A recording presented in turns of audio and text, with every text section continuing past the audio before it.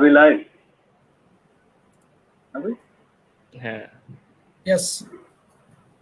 Oh, nice. So audience আসুক, এরপর আস্তে আস্তে কথা শুরু করি।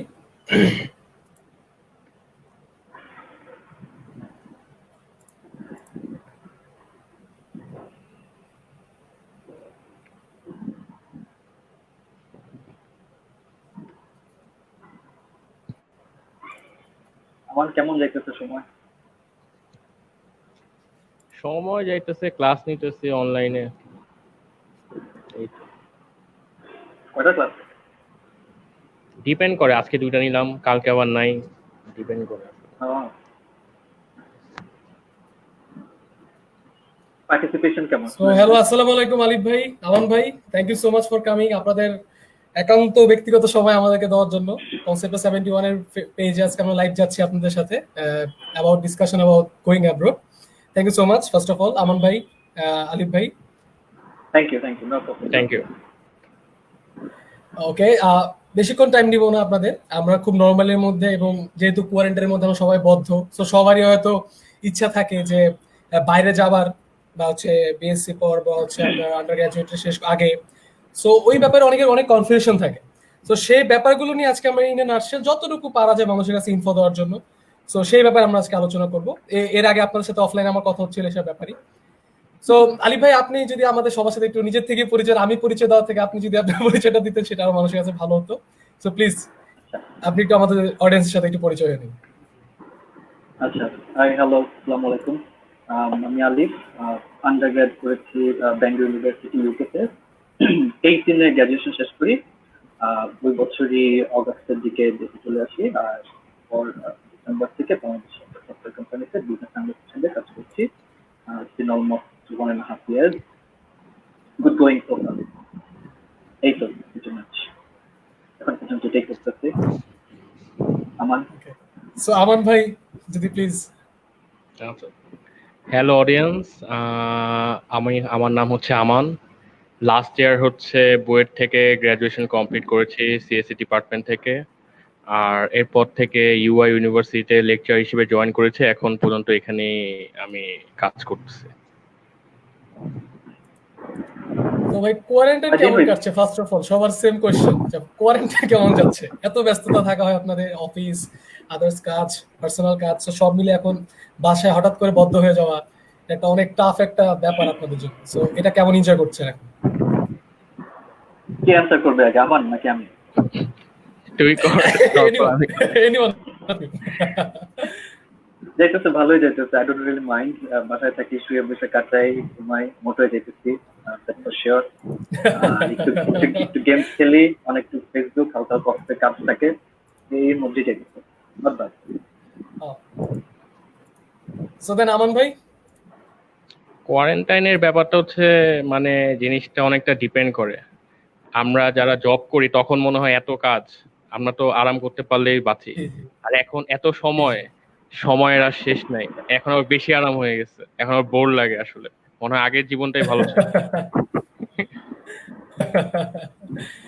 ও আচ্ছা, সো আমরা আসলে বেসিক্যালি আলোচনা শুরু করি। তো আমরা যেহেতু আজকে ডিসকাশন অ্যাবাউট গোয়িং অ্যাব্রড নিয়ে কথা বলতে যাচ্ছি, তো আমি একদম ফার্স্টে বেসিক, মানে একদম বেসিক্যালি কি করা যায় আমি আলিফের কাছে জানতে চাচ্ছি আর কি। বেসিক্যালি যে what's the basic concept for going abroad, মানে একদম বেসিক্যালি কি চিন্তা নিয়ে বা একটা আন্ডার গ্রাজুয়েট স্টুডেন্টের জন্য কিভাবে প্রস্তুতি নেওয়া যায়, বেসিক্যালি ওইটা একটু যদি আপনি আলোচনা করতেন আমাদের সাথে। হ্যাঁ, আই থিঙ্ক আইডিয়াগুলো খুব সিম্পল, সবাই মোটামুটি জানে। আন্ডারগ্রেডের জন্য ব্যাপারটা আসলে একটু ডন্টিং হয়ে যায়, কারণ ইনফরমেশন অত বেশি থাকে না, কারণ মানুষ পোস্ট করেই যায় বাংলাদেশ থেকে। তো আন্ডারগ্রেডে ওই প্রবলেমটুকু সবার আসলে একটু চিন্তা ভাবনা করে সময় নিয়ে, অত সময় আসলে থাকেও না, স্টেপের পর বেশ কিছু সময় থাকে, সবাই চিন্তা করতে পারে যবে কেমন করে করতে, কেমন করে প্ল্যান করতে। আন্ডারগ্রেডের সময় এইচএসসির পর আসলে অত সময় থাকে না, তো ওই ইনফরমেশন গ্যাপটার জন্য একটু অনেক বেশি স্কেয়ারি, একটু ডন্টিং, একটু কঠিন হয়ে যায় আর কি। তো আন্ডারগ্রেডের জন্য তো আইডিয়াটা খুব সিম্পল আমার কাছে মনে হয়। পিক করতে হবে, আমি কিছু ছোট্ট করে বলি, দেশ পিক করতে হবে, কোন দেশে যাব, 5টা দেশের মধ্যে একটা। হ্যাঁ, 5টা দেশ সবচেয়ে বেশি স্টুডেন্ট নেয় পৃথিবীতে, আমরা জানি কোন দেশে যাব। এটা ফিক্স করার পর ওই দেশের ইউনিভার্সিটি গুলা, যে কোন ইউনিভার্সিটি যাবো, তো এখানে আসলে অনেক কশাস হইতে হবে যে আমি কোন ইউনিভার্সিটি যাবো, কেন যাবো, বুঝে যে সাবজেক্ট যে পড়তে চাই ওই অনুযায়ী করতে হবে। আর ইউনিভার্সিটি, তারপর ইউনিভার্সিটি অ্যাপ্লাই করা, ইউনিভার্সিটি 10-12টা থেকে 2টা 3টা 4টা যে যত বিভাগ করে অ্যাপ্লাই করার পর যদি অ্যাডমিশন হয় তাহলে হচ্ছে যদি ইউএস হয় I-20 আসবে, ইউকে হইলে অফার লেটার আসবে, অস্ট্রেলিয়া হইলে অফার লেটার আসবে। তো এরকম যেখান থেকে যখন যেখানে আসবে ওখান থেকে ভিসা প্রসেসিংয়ে যাওয়া, তারপর ভিসা হইলে অ্যাপ্লাই করা। তো ইন শর্ট এটাই হচ্ছে প্রসেস। জাস্ট পিক করো, ইউনিভার্সিটি পিক করো, অ্যাপ্লাই করো, অ্যাডমিশন হইলে ভিসা অ্যাপ্লাই করো, ভিসা হইলে সব নিয়ে চলে যাবে। এই হচ্ছে সিম্পল। আর পোস্ট গ্রাডে pretty much is the same. তখনও আসলে দেশটা পিক করাটা ইম্পর্টেন্ট। মুসলিম মানুষ ইউএসএ তে যায়, দ্যাটস ভেরি গুড রিজন কেন যায়। তো ওই সেম প্রসেস, ইউনিভার্সিটি পিক করা, প্রফেসর পিক করা, রিসার্চ আইডিয়া যদি মিলে, তাদের একাডেমিক কোর্স ওয়ার্কে না যায়, রিসার্চ বেস মাস্টার্স বা পিএইচডি তে যায়, তাহলে অনুযায়ী প্রফেসরকে ফান্ডিং ম্যানেজ করা, অ্যাপ্লাই করা, ফান্ডিং হয়ে গেলে ভিসার জন্য অ্যাপ্লাই করে, ভিসা হয়ে গেলে চল। Oh great, thank you so much. তো এখন ইউনিভার্সিটি ঠিক করার আগে তো ধরেন অনেক ধরনের প্রিপারেশন থাকে একটা স্টুডেন্টের, আন্ডার গ্রাজুয়েটের, কারণ সে মাত্র এইচএসসি সদ্য দেওয়া একটা স্টুডেন্ট কতটুকুই বা জানবে। সো বেসিক্যালি যদি নিজের থেকে প্রিপারেশন নিতে চায়, সো তখন তার কি করা উচিত? মানে বেসিক যেটা সম্পূর্ণ সবার লাগে সেটা হচ্ছে English first of all. So ওই জিনিসটা ওরা কিভাবে নিজেকে তৈরি করতে পারবে বা ইংলিশে নিজেকে কিভাবে বেস করতে পারবে, এটা যদি একটু আমাদের আলোচনা করে বলতেন। আই থিঙ্ক ইংলিশে ওই 1 মাসে, 6 মাসে বা 1 বছরে কেউ ভালো হয়ে যাবে এটা আশা করাটা তো মুশকিল। প্র্যাকটিস করতে হবে, প্র্যাকটিস করতে হবে। ওই সময়টার মধ্যে যদি কেউ চাইতে চায়, যদি কেউ তখন ওই সময়টা আইডেন্টিফাই করতে পারে যে না আমি কোয়াইট উইক ইংলিশে, যেখানে করতে যেতে চাচ্ছে যে দেশেই হোক ইংলিশটা লাগে, তো ওইখানে কাজ করা যে আমি সেটাতে এক্সেল করতে পারি, ভালো করতে পারি, বেসিক মার্কস নিয়ে যেতে যেতে পারি। এমন না যে খুব আহামরি ভালো পারতে হয়, এমনও না। অনেক ওয়ার্কিং বা অ্যাটলিস্ট হয়তো IELTS 6.5 হইলেও চলে। অনেক জায়গায় আই থিঙ্ক আমি যখন দেখেছিলাম তখন সব জায়গায় রিকোয়ারমেন্ট ছিল অ্যাটলিস্ট লিস্ট ওয়াজ 5.5। তো 5.5 খুবই বেসিক একটা জিনিস। 6.5 হইলে যে কেউ যে কোনো দেশে আসলে যে ওই দক্ষতাটুকু থাকবে কাজ করে। তো তাও যদি ফার্স্টেই IELTS দিয়ে ফেলতে হবে, দিয়ে বুঝে ফেলা যে আমার স্কিলটা কোন লেভেলে আছে, দেখে যে না তো হয়ে গেল, বুঝবেন যে হ্যাঁ আমি কিন্তু যদি না থাকে তাহলে কিন্তু কাজ করে একটু সময় নেওয়া, স্কিল বাড়ানো। কারণ জাজ করার জন্য অ্যাডমিশন অফিস কখনো এটা চিন্তা করবে না যে তুমি যে কতটুকু পারো, নলেজ আছে, ওর কাছে ওই নাম্বারটাই করবে। তো ও দেখবে যে আমার কাছে এই 4টা টিক বক্স আছে, জিপিএ যদি এইচএসসি তে 5 থাকে, ওকে তাহলে এটা একটা টিক পয়েন্ট, টিক করে দিলাম। সেকেন্ড হচ্ছে আর্টসে যদি 6 থাকে, 6 এর উপরে থাকে, তাহলে আমরা নিব। ইউনিভার্সিটিতে অনেক ইউনিভার্সিটি 7 এর নিচে নেয় না, এটাও আছে। তো ওর জন্য ওইটা হয়ে গেল। And then move on to the next. যদি এসওপি থাকে, এসওপি লিখতে হয়, রেকমেন্ডেশন থাকতে পারে, ট্রান্সক্রিপ্ট অনেক সময় ম্যাটার করে, যে প্রত্যেকটা সাবজেক্ট ওয়াইজ নাম্বার কেমন ছিল দেখবেন। এই তো। তো English is not only the case যে শুধু ইংলিশে ভালো হইতে হবে, ওভারঅল প্যাকেজটা যদি ভালো হয় তো ইংলিশ একটু কম হইলেও হয়তো ওরা কনসিডার করে। তো এটা হচ্ছে 3-4 years you will get over it. Yeah, makes sense? তো আমান ভাই যদি আমাদেরকে এই ব্যাপারে কোনো কিছু বলতেন। আচ্ছা, আমি আমান বলতে পারবে, আপনার আমাদের experience থেকে। জিআরই স্কোর 318, আমার ভালো বলতে পারবে, বল না। আচ্ছা আমি একটু বলি। জি। আচ্ছা, ফার্স্ট অফ অল আমি হচ্ছে আপনাদের মানে আন্ডারগ্রেড শেষ হওয়ার পর যারা পিএইচডি বা মাস্টার্সের জন্য অ্যাপ্লাই করতে যাচ্ছেন তাদের ক্ষেত্রে আমি একটু বলতে চাচ্ছি। দেখা যাচ্ছে যে আমাদের ক্ষেত্রে মেইন যে স্ট্রাগলটা করা লাগে সেটা হচ্ছে ইংলিশের জন্য। আমার নিজেরও আসলে ইংলিশ ভালো ছিল না। আমি সত্যি কথা বলতে টোফেল 4 বার অ্যাটেন্ড করেছি, জিআরই 2 বার অ্যাটেন্ড করেছি। It's a lot of time actually. এটাই আমি বললাম যে আমার ইংলিশ আসলে ভালো ছিল না। আমার ফার্স্টে জিআরই স্কোর ছিল 304। 304 হওয়ার পর আমি ভাবলাম যে আমাকে দিয়ে আসলে ইংলিশ হবে না। এটা হচ্ছে গত বছরের ব্যাপার। 304 ছিল। এই লজ্জায় কাউকে বলাও যেত না যে 304 এটা কোন স্কোর হলো, এটা একটু ফান্ডিং টান্ডিং কিছুই পাওয়া যাবে না। জি। এরপর আমি আসলে থেমে যাইনি। আমি এরপর আবার জিআরই অ্যাটেন্ড করেছি। আবার আমি মানে ফার্স্টে জিআরইটা অ্যাটেন্ড করার পর যেটা বুঝলাম যে আমার কোন কোন জায়গায় ল্যাকিংসটা আছে। লাইক জিআরইতে হচ্ছে আরসি নামে একটা বড় বড় প্যাসেজ রিড করে আপনার সেটার উপর অনেক কিছু অ্যান্সার করতে হয়। আমার আসলে রিডিং স্কিলটা ভালো ছিল না। রিডিং স্কিলটা আমার ডেভেলপ করা জি, জি। লাগছে, আর হচ্ছে আরো অনেক বেশি ভোকাবুলারি ডেভেলপ করা লাগছে। পরে আল্লাহর রহমতে ৩১৮ এরপর এসে পড়ছে। টোফেলের ব্যাপারটা খুবই ইন্টারেস্টিং। টোফেল আসলে এত পড়ে কোনো লাভ নেই। ফার্স্ট অফ অল টোফেল পড়ে কোনোই লাভ নেই। আচ্ছা। এটা টোটালি ন্যাচারাল একটা জিনিস। লাইক স্পিকিং, মানে স্পিকিং এক্সাক্টলি। তো একটা মানুষ পড়বে কি? কোনো কিছুই পড়ার নেই এখানে। ফার্স্ট এবার যখন পড়ার নাই, অ্যাটেন্ড এক্সাক্টলি। করেছিলাম তখন হচ্ছে 93 পেয়েছিলাম টোফেলে। এর পরের বার অ্যাটেন্ড করলাম, তেমন আসলে লাভ হয় নাই, 96 পেয়েছি। এর পরের বার হচ্ছে 103, আর এর পরের বার 105। দেখা যাচ্ছে 4 বারে অ্যাটেন্ড করার পর বারবার একটু একটু করে বাড়তেছে। এটা কমতেও পারতো, হয়তো আমার লাক একটু ভালো ছিল থেকে বাড়তেছে। আমি বলবো না যে আমার প্রিপারেশন একটা টোফেল থেকে আরেকটা নেক্সট যে টোফেল এক্সামটা অ্যাটেন্ড করলাম আমার প্রিপারেশন অনেক হিউজ একটা ডিফারেন্স আমি ক্রিয়েট করছি প্রিপারেশনে, তেমন কিন্তু না। It's all about confidence. যে জি। আমার যেটা মনে হয় যে আপনি অ্যাট দ্যাট মোমেন্ট কেমন পারফর্ম করতেছেন। একটা মানুষ স্পিকিং আসলে ডেভেলপ করতে পারে না যেভাবে কথা বলে। সে হয়তো একটা জি। সময় ভালো বলতে পারে না, নেক্সট এক্সামের সময় ভালো বলতে পারছে। তাই আমার অ্যাডভাইস হচ্ছে টোফেল বারবার দেন যত পর্যন্ত আপনি হচ্ছে মানে আপনার ডিজায়ার্ড মার্কসটা না পাচ্ছেন। এখন ইউএসএ ইউনিভার্সিটির ক্ষেত্রে একটু বলি আমি। আপনি যখন ইউএসএ তে ফান্ডিং এর জন্য অ্যাপ্লাই করবেন, আপনার বেসিক্যালি যে জিনিসটায় অনেক ঝামেলা করতে হবে সেটা হচ্ছে আপনার 3টা রিকমেন্ডেশন লেটার লাগবে 3টা প্রফেসরের কাছ থেকে। এই 3টা রিকমেন্ডেশন লেটারটা আসলে যে কেউ দিলেই হবে না। যে প্রফেসর আপনাকে চিনে, যে আপনার সম্পর্কে লিখতে পারবে যে এই ছাত্র এই স্টুডেন্টটা আমার সাথে এই প্রজেক্টটা করেছিল, সেটা অনেক ভালো ছিল, ইট ওয়াজ এ গুড ওয়ান, তারা এক্সেপশনাল এই ধরনের কোনো কাজ করছে, সেই রিকমেন্ডেশন জি। লেটারটা আসলে ভ্যালু রাখবে আপনার প্রোফাইলে। বাট আপনি ধরেন র্যান্ডমলি একটা প্রফেসরকে বললেন যে আমাকে রিকমেন্ডেশন লেটার দাও, সে প্রফেসর কি বলবে, he is polite, he is good etcetera, but এগুলো আসলে কোনো মেক সেন্স করে না। এটা খুবই জেনারিক একটা রিকমেন্ডেশন লেটার হয়ে যায়, সেটা আসলে আপনার কাজে দিবে না। তাই আপনি যখন আন্ডারগ্রেডের পর যখন বাইরে পিএইচডি বা মাস্টার্সের জন্য ফান্ডিং এর ক্ষেত্রে চেষ্টা করবেন, I will advise that start working with some professors so that you get some meaningful recommendation from them. এটাই আর কি। আর হচ্ছে এক্সাক্টলি। ইউনিভার্সিটি সিলেক্টের ক্ষেত্রে আমি বলি যত পারেন ইউনিভার্সিটি অ্যাপ্লাই করে যান। 15টা 16টা 20টা যত পারেন ইউনিভার্সিটি অ্যাপ্লাই করেন। যত বেশি ইউনিভার্সিটি অ্যাপ্লাই করবেন আপনার কস্টটা বেশি লাগতেছে, but at the same time আপনার কিন্তু অ্যাডমিশন পাওয়ার পসিবিলিটাও বেড়ে যাচ্ছে। আরেকটা জিনিস আমি অ্যাড করতে চাচ্ছি, খুব বেশি টাইম নিব না। সেটা হচ্ছে আপনার যখন অবশ্যই ইউনিভার্সিটিতে বলেন। একটা ইউনিভার্সিটিতে একটা প্রফেসর দেখবেন যে আপনি স্টেটমেন্ট অফ পারপাস লেখা লাগে, একটা স্টেটমেন্ট অফ পারপাস। আমি যদি বলি এসওপি স্টেটমেন্ট অফ পারপাস, সেখানে বলা লাগে আপনি কেন যেতে চাচ্ছেন, যে আপনার ফিউচার গোল কি। এট দ্য সেম টাইম আপনার 3টা বা 4টা প্রফেসরের নাম লেখা লাগে, যে ভার্সিটিতে অ্যাপ্লাই করতেছেন সেই ভার্সিটিতে ফান্ডিং দিচ্ছে এরকম 3জন বা 4জন প্রফেসরের নাম লেখা লাগে।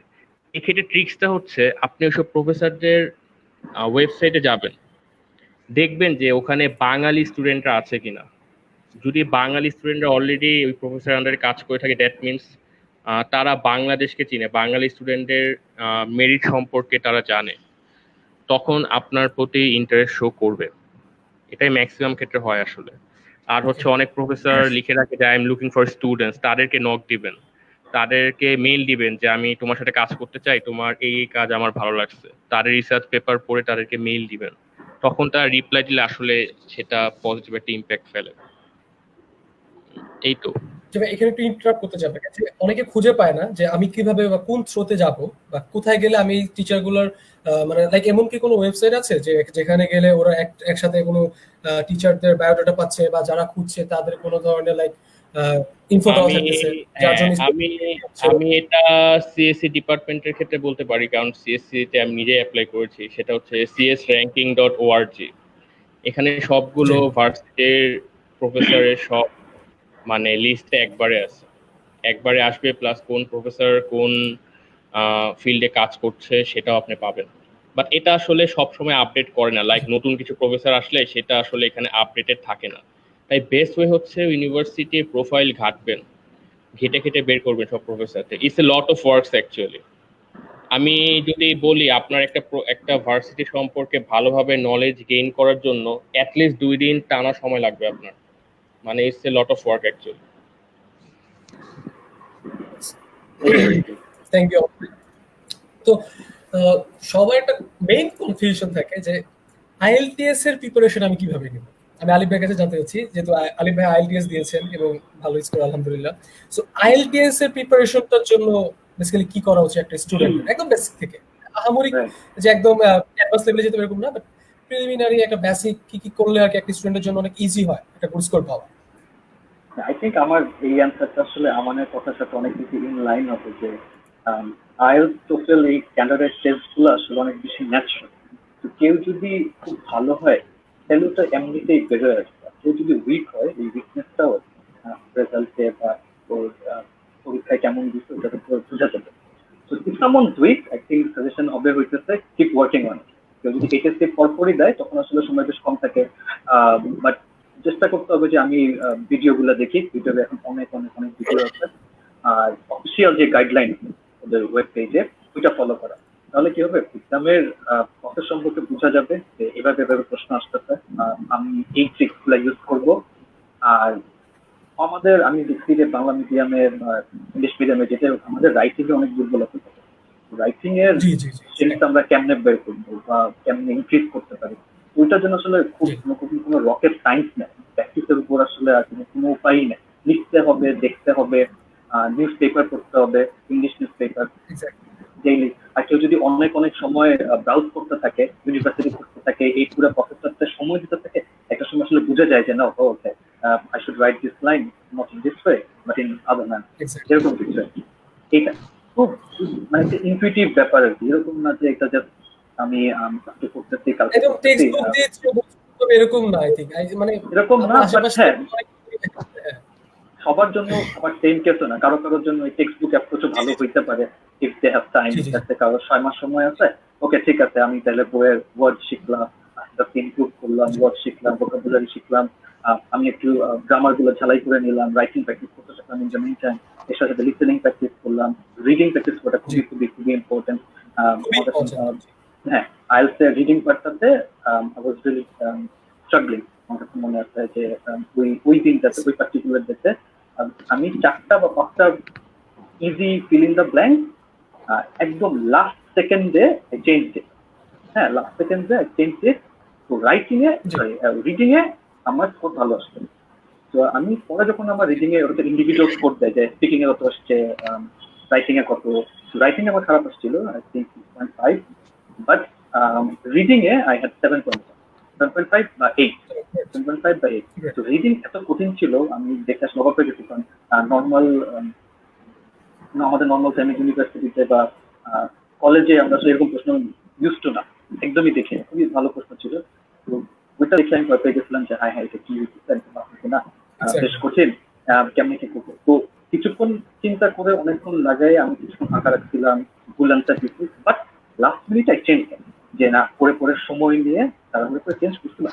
তো ডেফিনেটলি ওয়ার্ক, নিশ্চয়ই ভালো মার্কস আসছিল, তাই 7.5 এরকম কিছু ছিল শুধু রিডিং এ, ওইটাতে আসলে কভার হয়ে গেছে।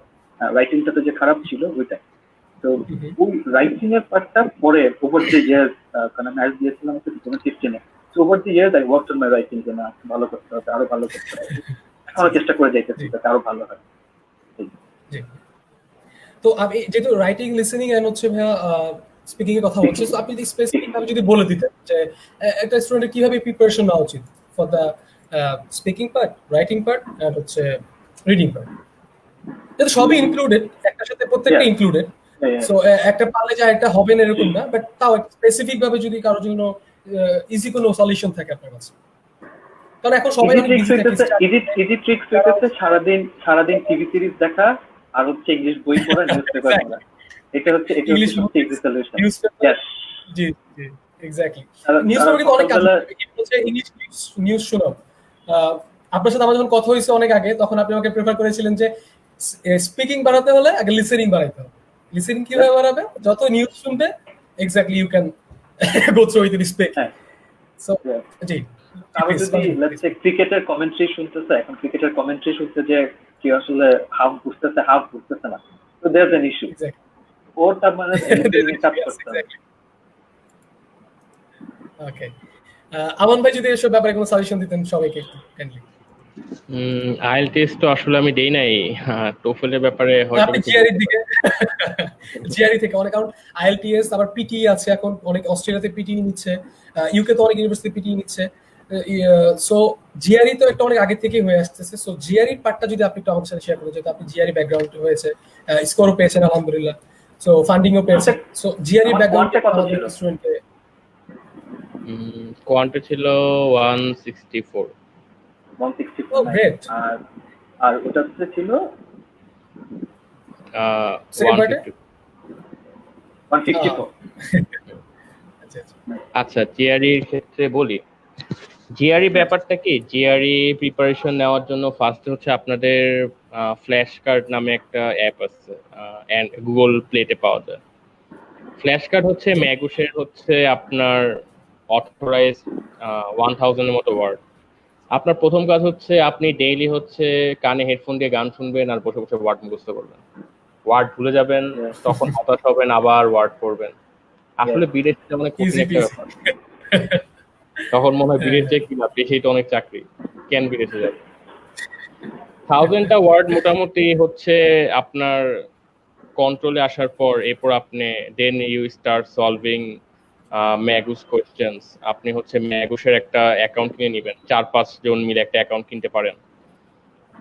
আমরা যেটা করছিলাম, আমরা হচ্ছে 4 জন কলিগ মিলে একটা অ্যাকাউন্ট কিনেছিলাম। তারপর হচ্ছে অ্যাকাউন্ট থেকে আরসি, রিডিং কম্প্রিহেনশন, এরপর যেগুলো আছে সেগুলো হচ্ছে সলভ করতাম আমরা। দেখা যেত যে ফার্স্টের দিকে আমরা পারতাম না, আর দেখা যেত একটা প্যাসেজ যেটা হচ্ছে 2 মিনিটস টাইম দিলে আমি বেটার হয়তো এক্সাম টাইমটা ঠিক মতো মেনটেন করতে পারবো, সেই ক্ষেত্রে আমার 5 to 6 মিনিটস লেগে যাচ্ছে, মানে আমার টাইমটা কন্ট্রোল হচ্ছে না। ফার্স্ট আপনার জিআরইটা যদি ভালো করতে হয়, খুব ফাস্ট রিডিং করতে হবে আপনার, আর এই রিডিং স্কিলটা বিল্ড আপ করার জন্য অনেক প্র্যাকটিস করতে হবে। আর প্র্যাকটিস করার বেস্ট ওয়ে হচ্ছে মাগুসে একটা অ্যাকাউন্ট কিনবেন আর সেই অ্যাকাউন্ট থেকে প্র্যাকটিস করবেন। আরেকটা হচ্ছে রাইটিং এর ব্যাপারটা আমি একটু বলতে চাচ্ছি। রাইটিং এ আপনি ইউটিউবে যদি যান, দেখবেন যে অনেকে রাইটিং এর বিভিন্ন টেমপ্লেট দিয়ে রাখছে, যে এই টেমপ্লেট অনুযায়ী যদি আমি লিখতে পারি তাহলে বেটার স্কোর পাবো। আমি জাস্ট এক্স্যাক্টলি ওই টেমপ্লেট অনুযায়ী ফলো করেছি এবং আলহামদুলিল্লাহ আমার ভালো স্কোর এসেছে। আর জিআরইতে ব্যাপারটা কি, জিআরইটা আসলে ভাগ্যেরও ব্যাপার আছে, আমি সবচেয়ে বেশি বলবো। দেখা গেল আপনি অনেক ওয়ার্ড পড়ছেন, আপনার কোনো ওয়ার্ডই কমন পড়লো না, কোনো লাভই নেই, সবই ভাগ্যের ব্যাপার। ভাগ্য থাকলে ভালো করবেন, আসলে ভাগ্য খারাপ থাকলে। এটা খুব ইম্পর্টেন্ট একটা জিনিস, কারণ হচ্ছে ওই এক্সামের ওই 1.5 ঘন্টা 1 ঘন্টা বা জিআরই 3 ঘন্টার সময় যদি মাথা কাজ না করে, if it doesn't work, everything goes in. So well, thank you আমান ভাই। তো দুইজনের কাছে একটা সেম কোয়েশ্চেন, এখানে আমি একটু পক্ষপাতিত্ব টাইপ করব, সেটা হচ্ছে যে আইএলটিএস জিআরই, সো দুটো দুই পার্ট, বাট কনসেপ্ট একই, বাইরে যাওয়ার জন্য যে কোনো একটা করলেই হয় এরকম কনসেপ্ট। সো অনেকে কনফিউশন থাকে যে আমি জিআরই করবো না আইএলটিএস করবো না, এখন আবার পিটিও আছে। সো এই কনফিউশনটা দূর করার জন্য স্টুডেন্টরা কি করতে পারে, যে আমি আইএলটিএস যাবো নাকি জিআরইতে, পিটিতে? সো আলিফ ভাই ফার্স্ট একটু তো এখানে একটু ক্লিয়ার করে দিই, মানে আইএলটিএস কিন্তু হচ্ছে জাস্ট ফর মানে ইংলিশ প্রফিসিয়েন্সি কতটুকু এটার জন্য, যে হ্যাঁ শুধু এটা প্রমাণ করার জন্য, আর কিচ্ছু না, যে student can survive coming here, ঠিক আছে, ওকে পরে বাঁচতে পারবে, কথা বুঝতে পারবে, টিচারের কথা বুঝবে, এরকম, কারণ ওদের নেটিভ ল্যাঙ্গুয়েজ ইংলিশ না। আচ্ছা, GRE on the other hand is not to test your proficiency in English. GRE হচ্ছে স্ট্যান্ডার্ড টেস্ট, যেটা একজনকে কোয়ান্টিটেটিভ বা এই যে ইংলিশের দক্ষতা যাচাই করেছে, লেখা কতটুকু ভালো, হ্যাঁ পুরো জিনিসটা। আইএলটিএস এর মাঝে কোনো মানে কোয়ান্টের পার্ট নাই, যে কোনো অ্যানালিটিক্যাল অ্যাবিলিটি টেস্ট করার কোনো কিছু আইএলটিএস এর মাঝে নাই। তো জিআরই এই দুইটা জিনিস একসাথে করে। অন টপ অফ ইট টোফেলটা দিতে বা আইএলটিএস কেউ দেয়, এটা আসলে লাগে, অনেক জায়গায় জিআরই দিলে আসলে অনেক কিছু লাগে, অনেক ইউনিভার্সিটি ভ্যারি করবে। পোস্ট গ্রাডে মোস্টলি জিআরই আইএলটিএস অথবা জিআরই টোফেল এই দুইটাই লাগে। আন্ডার গ্রেডে জিআরই কখনোই লাগে না, ঠিক আছে। আন্ডার গ্রেডে ইউএসএ যদি কেউ যেতে চায় তাহলে ওর এসএটি দিতে হবে, স্যার আর এসএটির সাথে কমপ্লিমেন্টারি হিসেবে টোফেল হইতে পারে, আইএলটিএস হইতে পারে, টু প্রুভ যে he is proficient in English. আর অনেক ইউনিভার্সিটিতে যেমন এখন অনেকে আবার জিআরইর কনসেপ্ট থেকে সরে আসতেছে, হ্যাঁ জিআরই থেকে দূরে সরে আসছে, যেমন এমআইটি জিআরই চায়, এক্স্যাক্টলি হ্যাঁ জি এমআইটি জি জি জিআরই চায় না, আবার কতগুলো টপ ইউনিভার্সিটি জিআরই চায় না, ওদের আবার অন্য রকমের রিকোয়ারমেন্ট আছে, ওগুলা ফুলফিল করলে আসলে জিআরই লাগে। জি তো আবার আবার ইউকে, জার্মানি, অস্ট্রেলিয়া, আয়ারল্যান্ড ওখানে তো লাগে টপ কনফারেন্সের পেপার। Yes. আর আবার আয়ারল্যান্ড, ইউকে, অস্ট্রেলিয়া এরা আবার জিআরই চিনেই না, মানে এরা জিআরই কি জানে না। তবে রিসেন্টলি আবার অস্ট্রেলিয়াতে কতগুলো ইউনিভার্সিটিতে ওরা আবার জিআরই ইন্ট্রোডিউস করছে। ইউকে তে টপ কিছু ইউনিভার্সিটিতে এখনো জিআরই চাইতেছে, যেমন আই থিঙ্ক ইউসিএল বা কুইন্স ইউনিভার্সিটিতে আমি কয়েকদিন আগে দেখছিলাম জিআরই রিকোয়ারমেন্ট আছে, রেকমেন্ডেড না। যেরকম এটা একটা স্ট্যান্ডার্ড করে ফেলতে সব ইউনিভার্সিটি লাগে, ওদের এটার উপর বেস করে ফান্ডিং ডিপেন্ড করে, স্টুডেন্ট কয়জন নিবে, কাকে নিবে, এটা ওদেরকে ম্যাটার করে। এটা ইউরোপের দিক থেকে অতটা ম্যাটার করে, নর্থ আমেরিকার সাইডে ইউএস, কানাডাতে ম্যাটার করে। তো আন্ডারগ্রাডে যদি কেউ ইউএসএ যেতে চায় তাহলে হচ্ছে এসএটি বা আইএলটিএস অর টোফেল, অথবা শুধু আইএলটিএস দিয়েও হইতে পারে, হয় অনেক ইউনিভার্সিটিতে, মোস্ট ইউনিভার্সিটিতেই হয়। আর ইউকেতেও সেম, ইউকে, অস্ট্রেলিয়া, জার্মানি এগুলোতে সেম, কানাডাতেও জিআরই প্লাস আইএলটিএস অথবা জিআরই প্লাস টোফেল হচ্ছে পোস্ট গ্রাডের জন্য। জিআরই আন্ডার গ্রাডের পরে দিতে হবে, জিআরই কখনো আন্ডার গ্রাডের আগে কেউ দিতে হবে। এটা তো এমন না যে একটা অল্টারনেট বা একটাকে কমপ্লিমেন্ট করে। ক্লিয়ার? Okay, thank you. জি জি। সো এখন আমন ভাই যদি কিছু বলতেন এই ব্যাপারে। আরিফ যেটা বললো সেটাই আর কি, আপনার হচ্ছে আইএলটিএস আসলে জিআরই রিপ্লেসমেন্ট না। আপনার ইউএস এর ক্ষেত্রে আসলে ম্যাক্সিমাম ভার্সিটি আপনার টোফেল চায়, আইএলটিএস এর জায়গায় আসলে টোফেল জিনিসটা চায়। আইএলটিএস আসলে ম্যাক্সিমাম ইউরোপিয়ান কান্ট্রিতে আপনার লাগে, মানে দুইটা আসলে আইএলটিএস আর টোফেল আসলে স্ট্রাকচারটা অলমোস্ট সেমই, জাস্ট টোফেলটা হচ্ছে একটু টাইম বেশি লাগে খুব সম্ভবত, একটু লেন্দি এক্সাম। আর জিআরই ক্ষেত্রে যেটা বললো আলিফ সেটাই আর কি, জিআরই হচ্ছে ওভারঅল স্টুডেন্টের কোয়ালিটি দেখে, সেখানে ম্যাথমেটিক্যাল পার্ট গুলো থাকে সেগুলো অনেক বেশি কমপ্লেক্স থাকে। Most of the top universities expect করে যে you will get at least 160 plus out of 170 in the maths. আচ্ছা জিআরই ক্ষেত্রে একটা জিনিস বলি, ধরেন জিআরইতে কেউ বললো আমি 260 পেয়েছি, 260, এর মানে কিন্তু জিআইতে সে 0 পেয়েছে, যে 0 পাইছে সে। কারণ আমি একটু বলি, জিআরইতে আসলে কোয়ান্ট আর হচ্ছে ভার্বাল দুইটাই 170 করে, 170 আর 170, দ্যাট মিনস 340। বাট কেউ যদি জিআই রেজিস্ট্রেশনই করে তাকে দুইটা পার্টি 130 এমনিই দেওয়া হয়, দ্যাট মিনস 260 পর থেকে আপনার নাম্বার পাওয়া শুরু হয় আসলে। তাই জিআরইতে কেউ একজন 300 পেলো আর 310 পেলো, দুইটার মধ্যে আসলে মানে হিউজ ডিফারেন্স। ইয়েস। দেখা যাচ্ছে জাস্ট 10 মার্কসের ডিফারেন্স, বাট দুইজনই তো আসলে 260 মার্ক জাস্ট রেজিস্ট্রেশন করেই পেয়ে যাচ্ছে এই ক্ষেত্রে। আর হচ্ছে আপনার জিআরই ক্ষেত্রে বলি, জিআরই ক্ষেত্রে বিভিন্ন ভার্সিটিতে আপনার যেমন একটা লিমিট দিয়ে রাখে যে 300 এর বেশি যদি না পায় কোনো অ্যাপ্লিকেন্ট, তার ইনিশিয়াল স্ক্রিনেই সেই অ্যাপ্লিকেশনগুলো বাদ পড়ে যাবে। তাই জিআরই মার্কসটা আসলে ইম্পর্টেন্ট অনেক। আর অনেক ক্ষেত্রে দেখা যায় যে কোনো ভার্সিটি জিআরই দেখেই না, লাইক ইউআইএস এর জিআরই দেখে না, বাট ইউআইএস এ যাওয়ার জন্য যেটা লাগে সেটার জন্য আসলে জিআরই দরকার নেই, অনেক টপ কনফারেন্সের পেপার লাগে, ওর অনেক কিছু লাগে, ওটা অনেক কিছু লাগে আসলে। হ্যাঁ, আবার জিআরই আসলে অনেক পেপার জমা দিতে হয়, থিসিস পেপার হচ্ছে অনেক কি জানি বলে এটাকে, ঠিক আমার খেয়াল নেই নামটা। থিসিসের হচ্ছে অনেকগুলো পেপার জমা দিতে হচ্ছে জিআরই প্লাস এরকম কিছু কি আছে আমাদের? অনেকে কোশ্চেন করছে। আচ্ছা থিসিস ব্যাপারটা একটু বলি। থিসিস পেপার হচ্ছে আন্ডারগ্রেডের লাস্ট ইয়ার হচ্ছে পাবলিশ করার জন্য আর কি। জি জি জি। হ্যাঁ থিসিস পেপার সবাই এখন এই থিসিস পেপারটা হচ্ছে আপনি যদি কোনো টপ কনফারেন্সে পাবলিশ করতে পারেন, যেমন বায়োইনফরমেটিক্স এর অক্সফোর্ড বায়োইনফরমেটিক্স আছে, বা মেশিন লার্নিং এর নিপস জার্নাল, এগুলো আছে টপ কনফারেন্স। সেক্ষেত্রে যদি আপনি একটা পাবলিশ করতে পারেন আপনার আসলে ওয়েটটা অনেক বেড়ে যায়। লাইক আমি নিজে হচ্ছে অনেক প্রফেসরদের মেইল করেছি, তারা বললো যে submit the papers you have published, মানে তারা পেপার চাচ্ছে, তারা আসলে জিআরই স্কোর চাচ্ছে না, টোফেল স্কোর চাচ্ছে না, ইভেন আপনি কোথায় গ্র্যাজুয়েশন করেছেন, বুয়েটে করেছেন না কোথায় করেছেন সেটাও চাচ্ছে না। তারা জাস্ট দেখতে চাচ্ছে যে আপনি প্রফেসরকে কি ইনপুট দিতে পারবেন, they are asking for your best papers.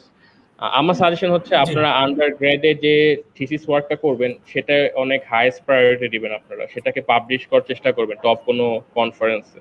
আপনার প্রোফাইলের ভ্যালু জি আসলে ডাবল হয়ে যাবে আপনি যদি একটা পাবলিশড ওয়ার্ক নিয়ে অ্যাডমিশনের এই যুদ্ধটা করেন আর কি। ওকে, থ্যাংক ইউ। তো এরপরে যদি আমি কান্ট্রি স্পেসিফিকে যাই, যে কানাডা, ইউকে দিকে সাইডে, বা হচ্ছে কানাডা, তারপর হচ্ছে অস্ট্রেলিয়া, অনেক ডিভিশন আছে। সো আলিফ ভাই কোনটাকে বেশি প্রেফার করবেন?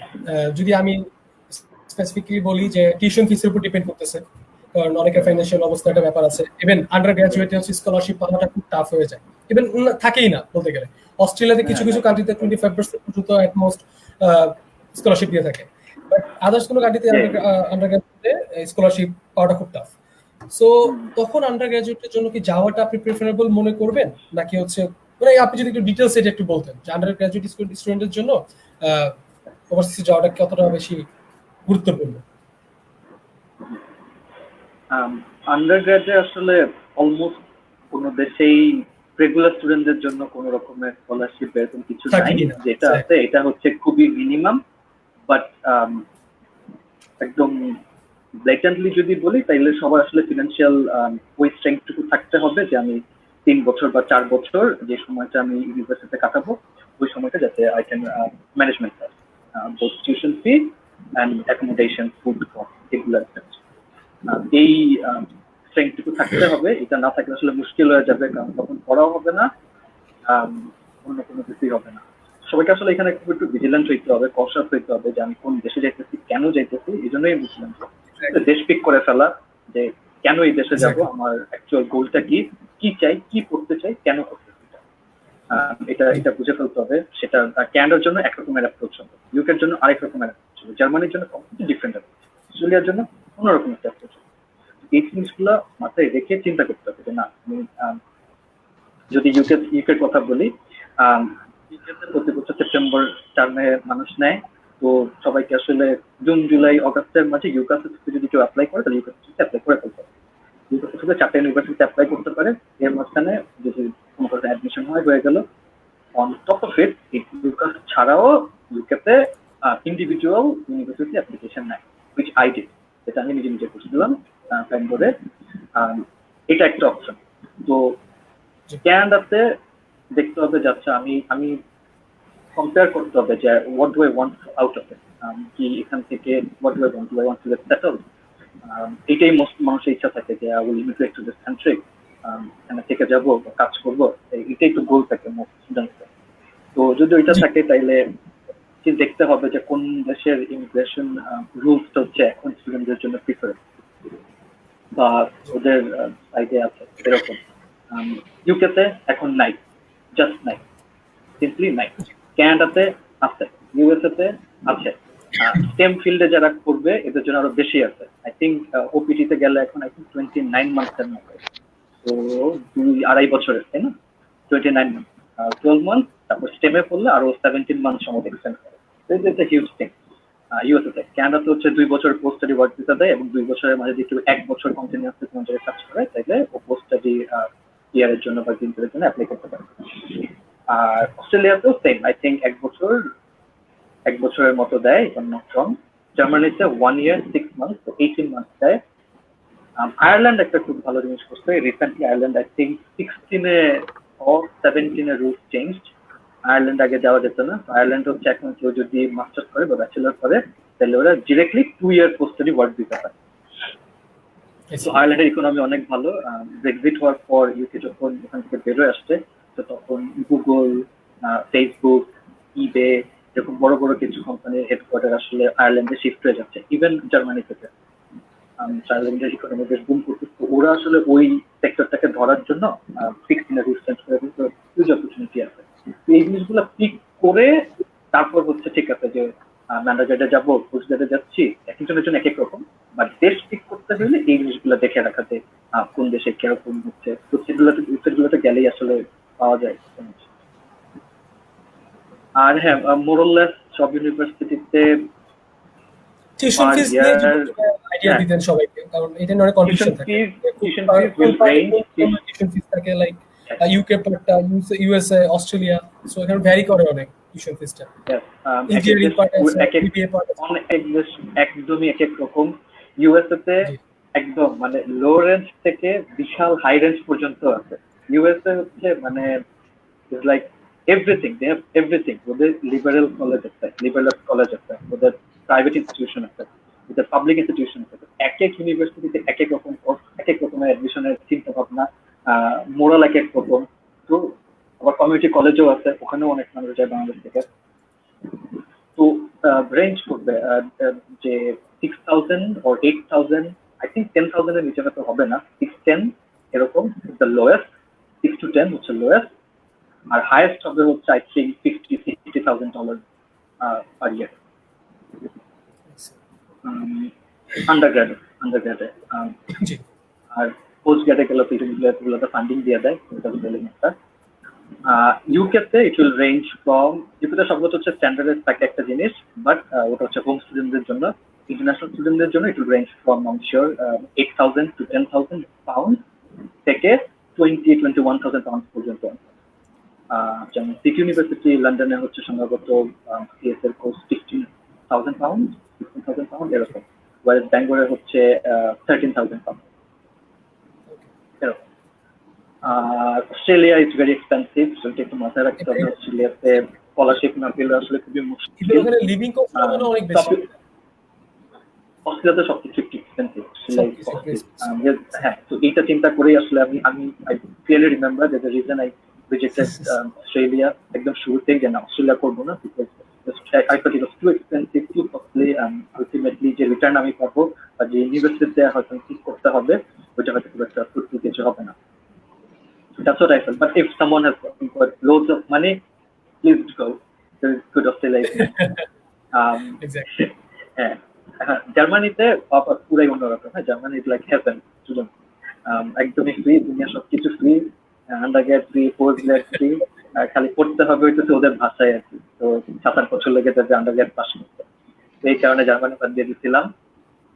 আর পোস্ট গ্রেডে আসলে দরজা একটু সোজা, কারণ যেহেতু সবাই একটু বয়সও বড় হয়ে যায়, প্যারাও লাগে না, তখন আসলে ঠিক করাটা সহজ।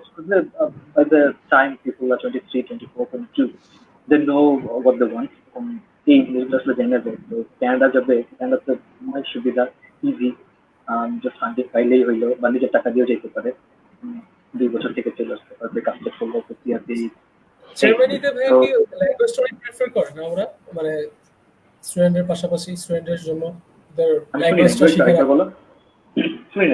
জার্মানিতে কি ওরা হচ্ছে ওদের ল্যাঙ্গুয়েজটাকে অনেক প্রেফার করে, ইংলিশটা মনে হয় ওদেরকে। জি জি, জার্মানি।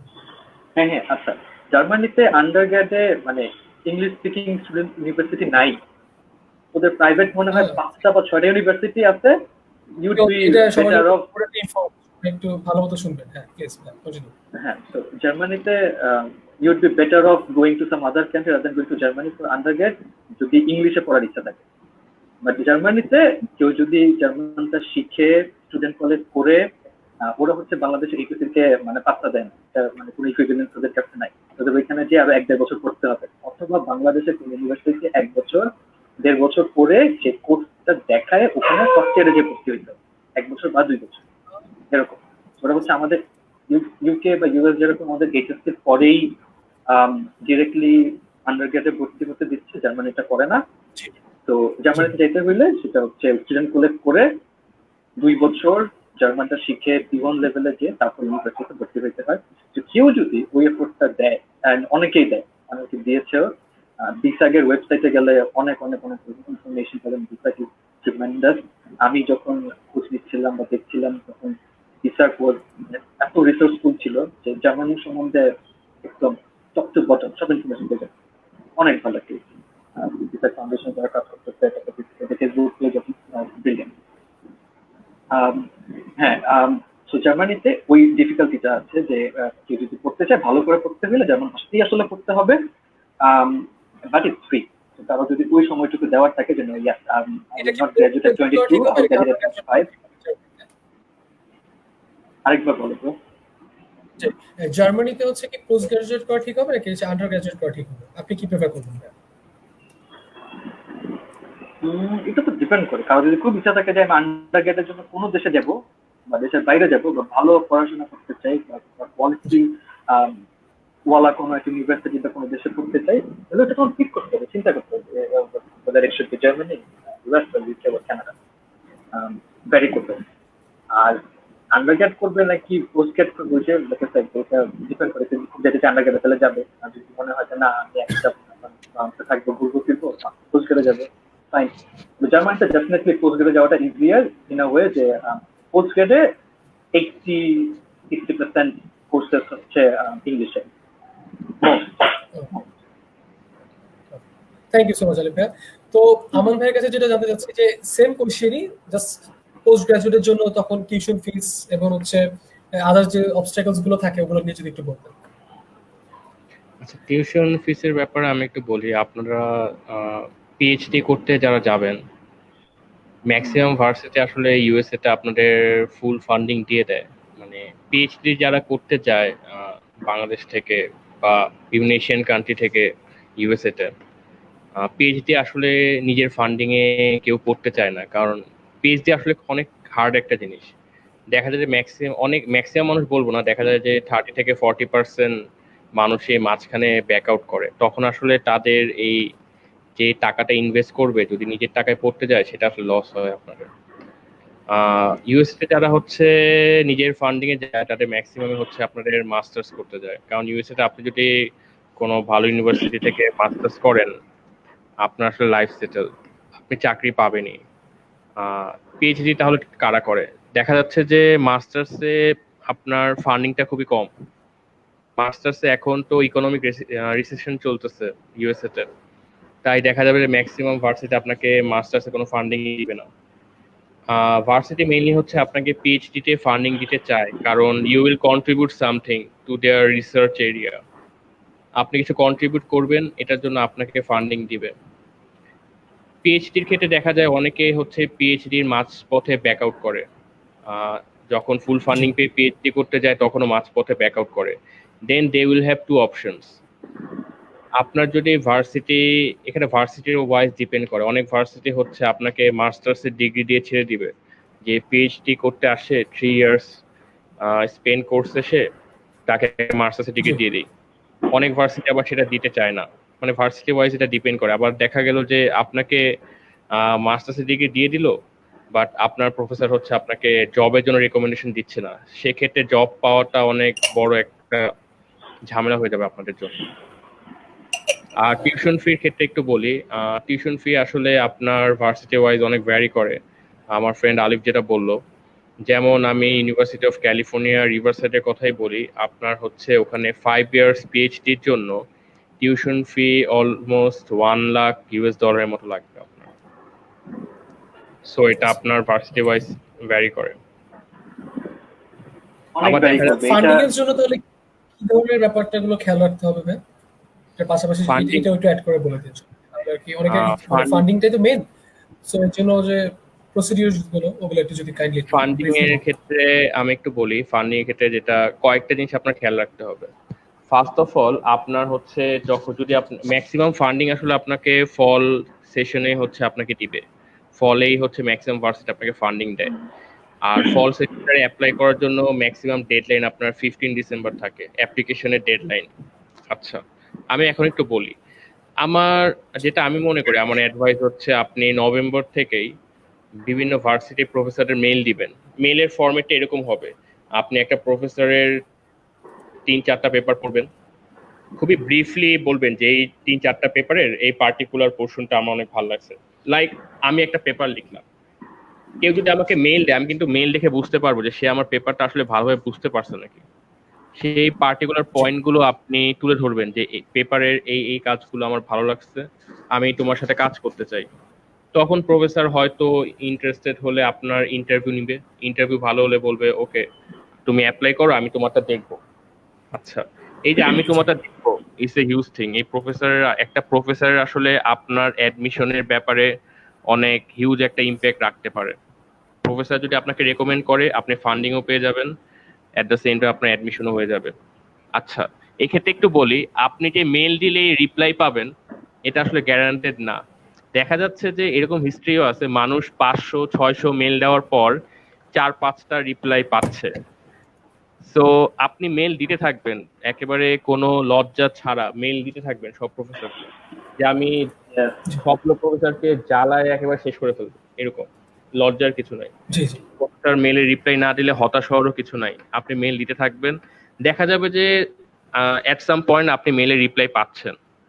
এই মনে হয়েছে মানুষ 100টা মেল দিচ্ছে, তার মধ্যে 2-3টা রিপ্লাই পাচ্ছে সে, এবং that is taking him to the admission, তাকে ফান্ডিং জোগাড় করে দিচ্ছে প্রফেসর। তাই মেল দিতে হবে আসলে আপনাকে অ্যাপ্লাই করার আগে। অ্যাপ্লাই করার পর মেল দিলে আসলে খুব একটা লাভ নাই, কারণ আপনি তো অ্যাপ্লাই করে ফেললেন, আর অ্যাপ্লাই করার ক্ষেত্রে আপনার কিছু কস্ট আছে। যেমন আপনার ক্যালিফোর্নিয়ার ভার্সিটি গুলোতে অ্যাপ্লিকেশন কস্ট হচ্ছে $140 মতো, প্লাস আপনার জিআরই আর টোফেল স্কোর পাঠানোর জন্য অলমোস্ট $40 মতো লাগে। দ্যাট মিনস আপনার $180 পার ভার্সিটির জন্য লাগতেছে। তাই আপনাকে একটু কেয়ারফুল থাকতে হবে আপনি কোন ভার্সিটি আপনার জন্য সিকিউর অ্যাপ্লাই করার ক্ষেত্রে। আবার অনেকে যেটা করে, আমার তো জিআরই স্কোর অনেক বেশি, আমার টোফেল স্কোর অনেক বেশি, আমার সিজিপি অনেক বেশি, let's try for high shots বলতে হচ্ছে এমআইটি, স্ট্যানফোর্ড, এগুলো হাই শর্টস আপনি অ্যাপ্লাই করেন, বাট সব হাই শর্টস অ্যাপ্লাই করেন না, পরে আপনি বাংলাদেশে বসে থাকবেন। সব রেঞ্জ মিলিয়ে আসলে অ্যাপ্লাই করা উচিত। Yeah. লাইক হাই শর্ট আমি 2টা করলাম, মিড রেঞ্জে আমি 10টা করলাম, লো রেঞ্জে আমি 2টা করলাম, মানে মিড রেঞ্জটা বেশি অ্যাপ্লাই করবেন। সব হাই শর্ট অ্যাপ্লাই করে বসে থাকলে আসলে এভাবে বলা ঠিক না, বাট হাই শটে যাওয়া আসলে খুবই টাফ। অনেক কিছু দেখে, এটা পুরো ওয়ার্ল্ড ওয়াইড হচ্ছে একটা কম্পিটিশন হচ্ছে, not just for Bangladesh, world wide competition হচ্ছে এখানে। তাই আপনার প্রোফাইল যদি আরো ভালো করতে, অনেক টপ ভেন্যুতে আপনার টপ কনফারেন্সে পাবলিকেশন থাকতে হবে, সেক্ষেত্রে আপনি অনেক প্রায়োরিটি পাবেন। তাই আমি যেটা বলবো, আপনি যখন ভার্সিটি সিলেক্ট করবেন, মিড রেঞ্জ অনেকগুলো ভার্সিটি সিলেক্ট করবেন। আচ্ছা, আরেকটা জিনিস বলি, আপনার মাস্টার্স এর ফান্ডিং হচ্ছে লো রেঞ্জের ভার্সিটি গুলো অনেক বেশি পাওয়া যায়, মানে যেমন 70-80 বা 100 এর দিকে মাস্টার্স এর ফান্ডিং অনেক বেশি পাওয়া যায়। তাই আপনি যেটা করতে পারেন, কয়েকটা ভার্সিটি, 2-1টা ভার্সিটি হচ্ছে মাস্টার্স এর জন্য অ্যাপ্লাই করে রাখতে পারেন, যেখানে হচ্ছে বাঙালিরা বেশি আছে। যেমন আপনার লুইজিয়ানা স্টেট ইউনিভার্সিটিতে অনেক বাঙালি ফান্ডিং পাচ্ছে। আবার টেক্সাস আর্লিংটনেও অনেক বাঙালি মাস্টার্সে ফান্ডিং পাচ্ছে, সেখানে আপনি অ্যাপ্লাই করে মাস্টার্সে ফান্ডিং পেতে পারেন। দেখা যাচ্ছে সিজিপিএ 3.3 বা 3.2 নিয়েও মানুষ মাস্টার্সে ফুল ফান্ডিং পাচ্ছে, প্রফেসরকে সেভাবে তার ইমপ্রেস করতে পেরেছে। আসলে সিজিপিএটা খুব একটা এখানে বড় একটা বাধা না, আপনি যদি প্রফেসরকে ইমপ্রেস করতে পারেন। জি জি সেটাই, অনেকের কনফিউশন থাকে যে আমার সিজিপিএ কম, সো আমি কি অ্যাপ্লাই করবো কিনা, আমার কি ফান্ডিং দিবে কিনা, আমি কি পোস্ট গ্রাজুয়েট করতে পারবো কিনা, এমএসসি যারা করছে বা হচ্ছে পিএইচডি জন্য যদি হয়। সো এই ব্যাপারে কিছু যদি বলতে। অবশ্যই পারবেন। আমি অনেক স্টুডেন্টকেই দেখেছি, আমি অনেক আমার ফ্রেন্ডকেও দেখেছি যে সিজিপিএ কম, বাট তার এই সিজিপিএ এর যে তাদের কম, এই ল্যাকিংসটা তারা মিট আপ করেছে হচ্ছে ভালো জিআরই স্কোর দিয়ে, ভালো টোফেল স্কোর দিয়ে, এবং তারা টপ 100 ইউনিভার্সিটি যাচ্ছে। মানে আপনার প্রোফাইলটা আসলে শুধু সিজিপিএ দিয়েই হয় না, আপনার হচ্ছে জিআরই স্কোর, টোফেল স্কোর। এখন সিজিপিএ তো আসলে সত্যি কথা বলতে আমার ভার্সিটি শেষ, আমি তো সিজিপিএ চাইলেই ভাই বাড়াতে পারবো না, আমার তো ভার্সিটি শেষ। বাট আমি কি করতে পারি, আমি জিআরই স্কোরটা বাড়াতে পারি। I can put more effort for TOEFL, আমি আরো স্কোর বাড়াতে পারি। কিভাবে বারবার দিয়ে আমি বাড়াতেই পারি। অনেক সময় মানুষ বলবে, আচ্ছা তুমি তো টোফেল দিতেছো, তুমি তো আদু ভাই হয়ে যাচ্ছ, কয়বার আর টোফেল দিবা। আমি বলতেছি, আমি এমন মানুষকেও দেখছি যে টোফেল 5 বার দেওয়ার পর সে হচ্ছে ইউআইসিতে গেছে, 5 বার দেওয়ার পর। তো এখানে বারবার আপনি দিতে থাকবেন যত পর্যন্ত স্কোরিং ধৈর্য থাকতে হবে। আপনি হচ্ছে 1 ইয়ার এই দেশে রিসার্চ, হ্যাঁ অবশ্যই পারবেন। আপনি 1 ইয়ার এই দেশে থাকেন, এই দেশে রিসার্চ পেপার বের করেন, that will add value to your profile. এই তো এক্স্যাক্টলি, থ্যাংক ইউ।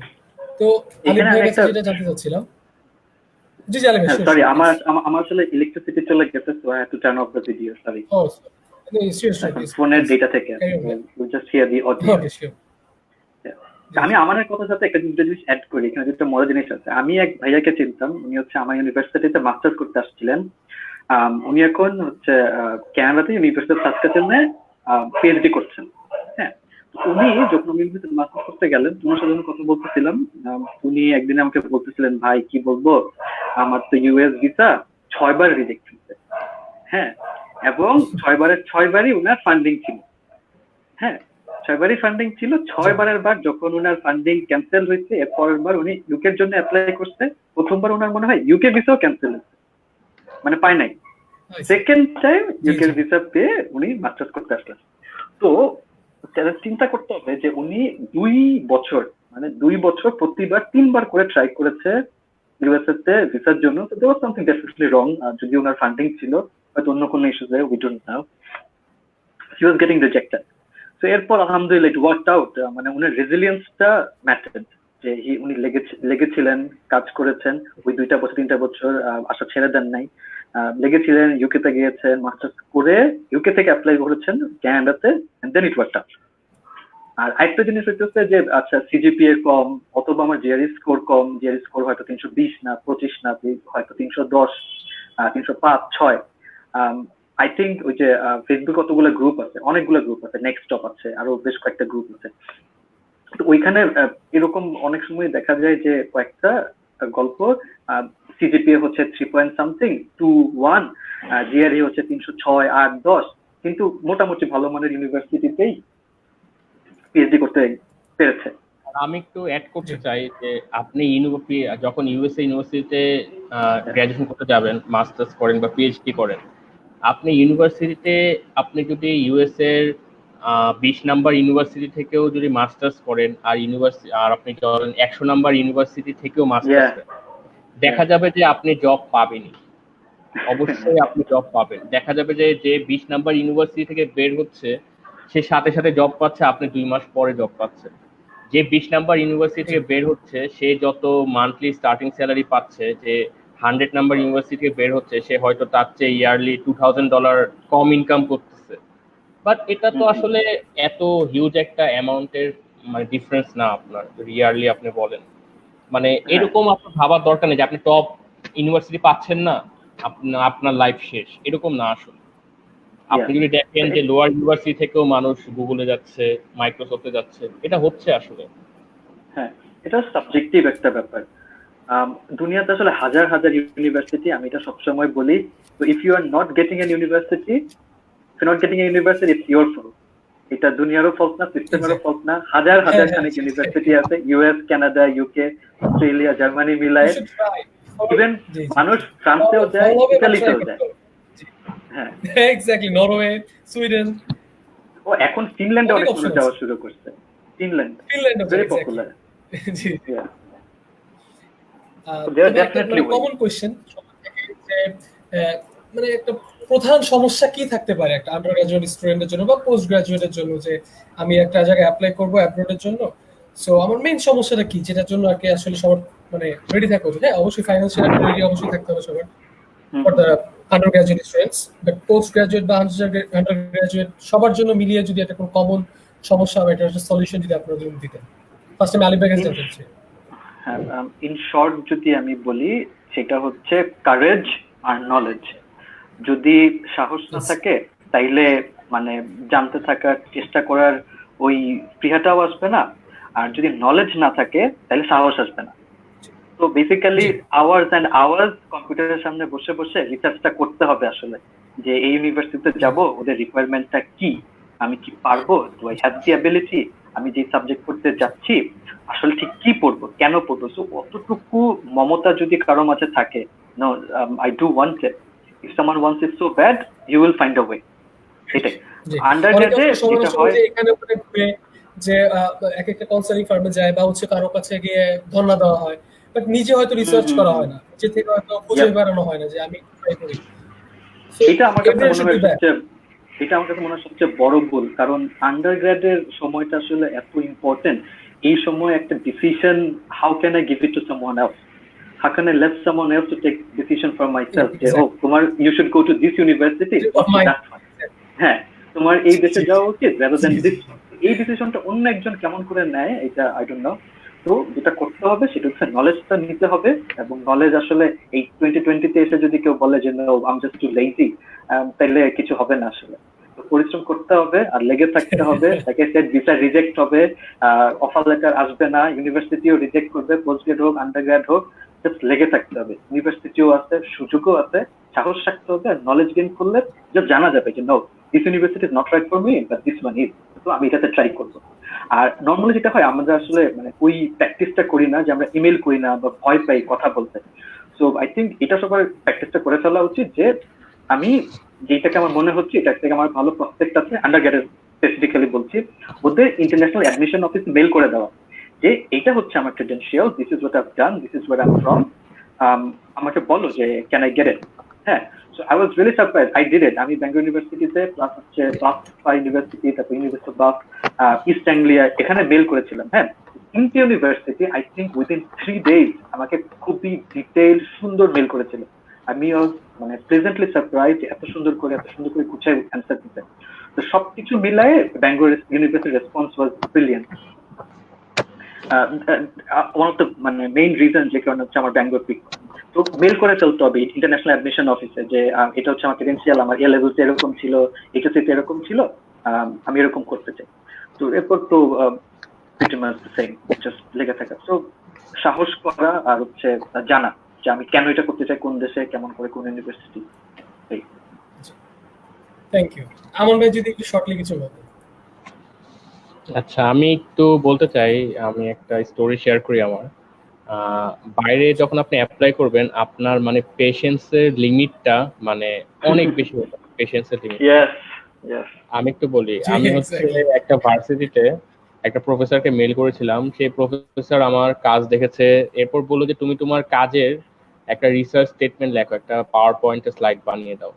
আমি এরপর সারা দিন রাত খেটে 2 দিন খুব সুন্দরভাবে একদম পুরো পারফেক্ট ভাবে পাওয়ার পয়েন্টে স্লাইড বানিয়ে দিয়েছিলাম। তো বললো ঠিক আছে, তোমার প্রোফাইলটা ইমপ্রেসিভ, তোমার একটা ইন্টারভিউ নেই। আচ্ছা, এরপর আমি বললাম যে আপনি যে ইন্টারভিউ নিবেন কিসের উপর নিবেন? বলো না এমনি আমি কথা বলবো, তুমি জাস্ট তুমি যা যা জানো সেটাই আবার তুমি মানে আবার সেটা ব্রাশ আপ করো ওই নলেজ গুলো।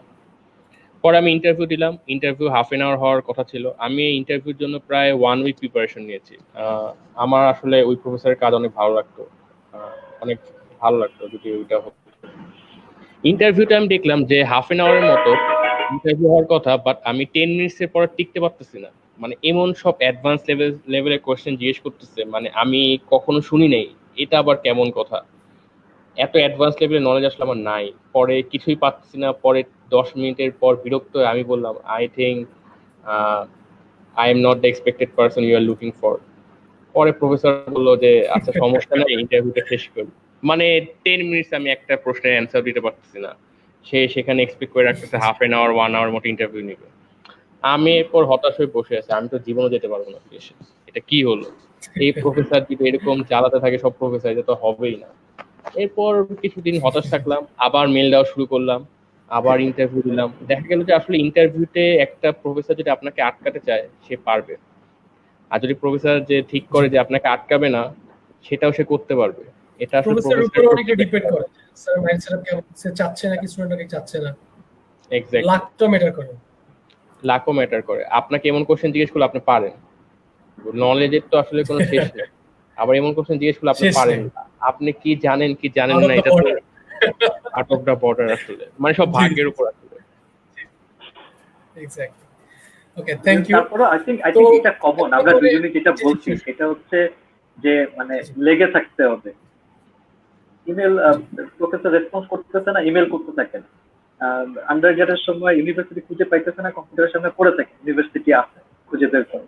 আইএলটিএস রেজাল্ট ভালো হইতেছে না, টোটাল ভালো হইতেছে না, বারবার দেন, প্র্যাকটিস করে। জিআরইতে ভালো হইতেছে না, আবার দেন, 1000 বার দেওয়া যায়, কোনো সমস্যা নেই। এইটাই রেজিলিয়েন্স। Thank you. তো এতক্ষণ অনেক পড়াশোনার ব্যাপারে আলোচনা হলো, তো এখন একটু মানে জানতে চাচ্ছি, আলিফ ভাই তো গিয়ে এসছেন, সো এখানে লাইফটা কেমন ছিল, মানে স্ট্রাগলটা কেমন ছিল স্টাডির আলিফ কি করছো ইংল্যান্ডে? সার্ভাইভ কিভাবে করেছেন এটা একটু আমাদের সাথে শেয়ার করতে, তাহলে অনেক যারা যাচ্ছে বা যাবে ইন ফিউচারে কি দেখলি ইংল্যান্ডে আলিফ? আমি সবাই এখন একটা সাজেশন দিই, আন্ডার গ্রেডে যে যাইতেছে, হ্যাঁ ভাই আপনি যাবেন হইতেছে যেই দেশে আপনার আত্মীয় স্বজন আছে, ঠিক আছে? খাওয়া দাওয়া সেই দেশে কিছু কেউ না কেউ হইলো আত্মীয় স্বজন যে আছে, হ্যাঁ মানে that struggle is real. That struggle. Hello, শোনা যায় আমাকে? শিওর প্লিজ কন্টিনিউ ভাই। হ্যাঁ, শোনা যাচ্ছে? জি জি। হ্যাঁ, যে ওই স্ট্রাগলটা আসলে রিয়েল, যে যাইতে হবে ওখানে, যে কিছু বোঝা যাবে না, স্পেশালি আন্ডারগ্রেড স্টুডেন্টদের জন্য। যখন পোস্টগ্রাজুয়েট চলে যায় তখন আসলে বয়সটা বেড়ে যায়, তো তখন অনেক কিছু হ্যান্ডেল করার অ্যাবিলিটি চলে আসে। আন্ডারগ্রেড ওটা থাকে না, সব আসলে এরকম না, বাট মোস্টলি। তো যাওয়ার পর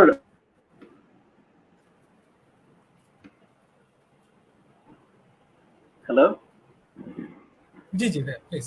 হ্যাঁ, কারণ ২টা ৩টা মাস আসলে খুবই ডিফিকাল্ট। তো ওই সময়টায় যদি এটা হয় যে কাউকে এয়ারপোর্ট থেকে পিক করা, কোনো রিলেটিভ থেকে, তারপর তার বাসায় হয়তো ঠিক আছে ১টা ২টা দিন থেকে ইউনিভার্সিটি আসছে, মানে is your way into the that world আর কি।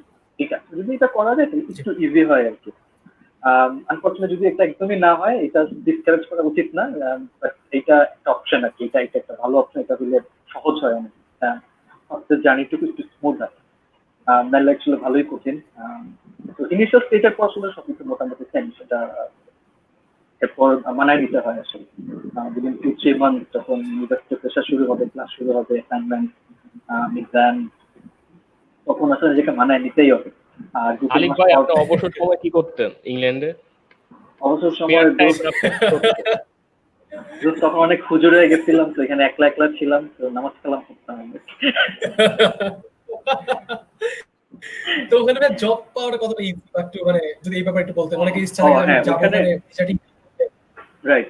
আমার কাছে মনে হয় এইখানে এখানে খুব পজিটিভ থাকতে হবে, যে ওইখানে যে ওইখানে এটা কোনো একদমই ম্যাটারই করে না যে আমি কি করতেছি, কোথায় করতেছি, কোন দোকানে করবো, কেমনি কি, জাস্ট যাইতে হবে, যে জিজ্ঞেস করতে হবে যে bro do you have vacancy.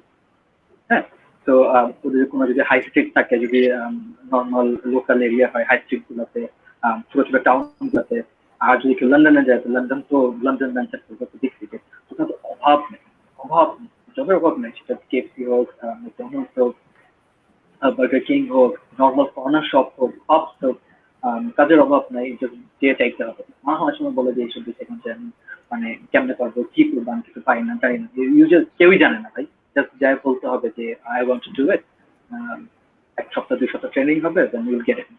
খুব একটা কঠিন কিছু না। আর life other than that is really good, যে নিজে লুক আফটার করা, ইট মেক্স দ্য ম্যান। আমার কাছে মনে হয় যে আমার কাছে একটা জিনিস মনে হয় যে parents should clap their child before the world done. তো পার্সোনালি আমার আব্বু আম্মু এটা করে নাই, আমাদের ছোটবেলা আসলে কোনো সাপোর্ট মানে নাই, মানে ওই রিয়েল সাপোর্ট মানে নাই। পরে আমি যখন ওই দেশে গেছি, পরে দুনিয়া আমাকে সাপোর্ট মারছে, ওই সাপোর্ট খেয়েছি। হ্যাঁ, তো এই কথাটা খুব ভালো, যে parents should club their child before the world club. ওই সময়টার জন্য প্রিপেয়ার করা আর কি, যে এক্সপেক্টেড হতে পারে ভাই, মানে লাইক বাংলাদেশ এক লাইফ, ওখানে ধাপ করে আরেক লাইফ, পুরো সবকিছু চেঞ্জ, সার্ভাইভ, মানে স্টাডি, নিজের স্ট্রাগল, নিজের জব, এক্সপেক্ট। ডেফিনেটলি তখন তখন ওইখানে সবকিছু টাইম মতো হয়, এটা একটা খুব ভালো জিনিস। বাংলাদেশের এই জ্যাম, তারপর ধুলাবালি, এই প্যারাগুলা নাই, সিকিউরিটি আলহামদুলিল্লাহ বেশ ভালো। অন্য কোনো ইস্যু নাই, ফেসিলিটি নাই, কারণ ইউনিভার্সিটি এরিয়া গুলোতে এগুলো সাধারণত থাকে না, সবাই বেশ ফ্রেন্ডলি হয়। আর স্পেশালি ইউকে জার্মানিতে তো সব হইতেছে সব বুড়া বুড়া, তো এখানে মানে ভালোই স্কুল। হ্যাঁ, জব পাওয়া যায়, ওখানে ভয় পাওয়া উচিত না, বাট শুরুর সময়টাতে যদি আসলে কেউ থাকে, ফ্রেন্ডস বানানো অনেক এখানে, যে অনেক সুবিধা হয়, সময় ভালো যায়। এই তো, it's all good, all good. The only negative side is হচ্ছে লোনলিনেস, আর হচ্ছে food. Food is the worst. এটা আমি সবাইরা বলি, কেউ এটা বিশ্বাস করতে চায় না, স্পেশালি আমার। হ্যাঁ, আমার চিন্তা করে যে আরে যেমন যা পাবো খাবো, জানি না ইউএস এর অবস্থান ওরকম হইতে পারে, but UK food is shit, absolute shit. Maybe London ম্যানচেস্টারে তাও একটু ভালো, but it is peachy plan. আমি প্রবলেম একটু বেশি পিচি, এটা হইতে পারে একটা reason. But other than that, হ্যাঁ, ফুড আর হচ্ছে লোনলিনেস, এটা ছাড়া আসলে আর নেগেটিভ সাইড আসলে কিছু না। So if someone can handle those, then they will do well. আর ভালো ভালো জিনিসে ফোকাস করতে হবে আসলে, ওইখানে থেকে একা থেকে আসলে অনেক সময় পাওয়া যায়। তো কেউ যদি লাইফের উপর রিফ্লেক্ট করে, নিজেকে প্রিপেয়ার করে এই সময়টাতে, ওই স্কিল গুলো আসলে থেকে যায়, ওই ইন্টারপার্সোনাল স্কিল গুলো অনেক হেল্প করে লেটার ইন লাইফ। আমার তো তোর কি মনে হয়, তুই কেমন লাইফ পাবি?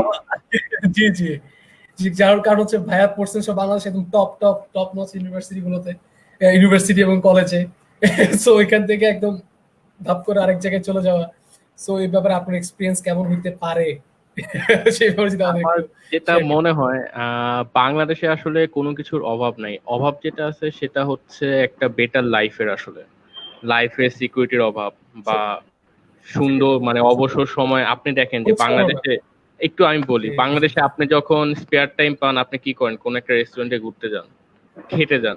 That's not how it should be working, ঠিক আছে? Yeah.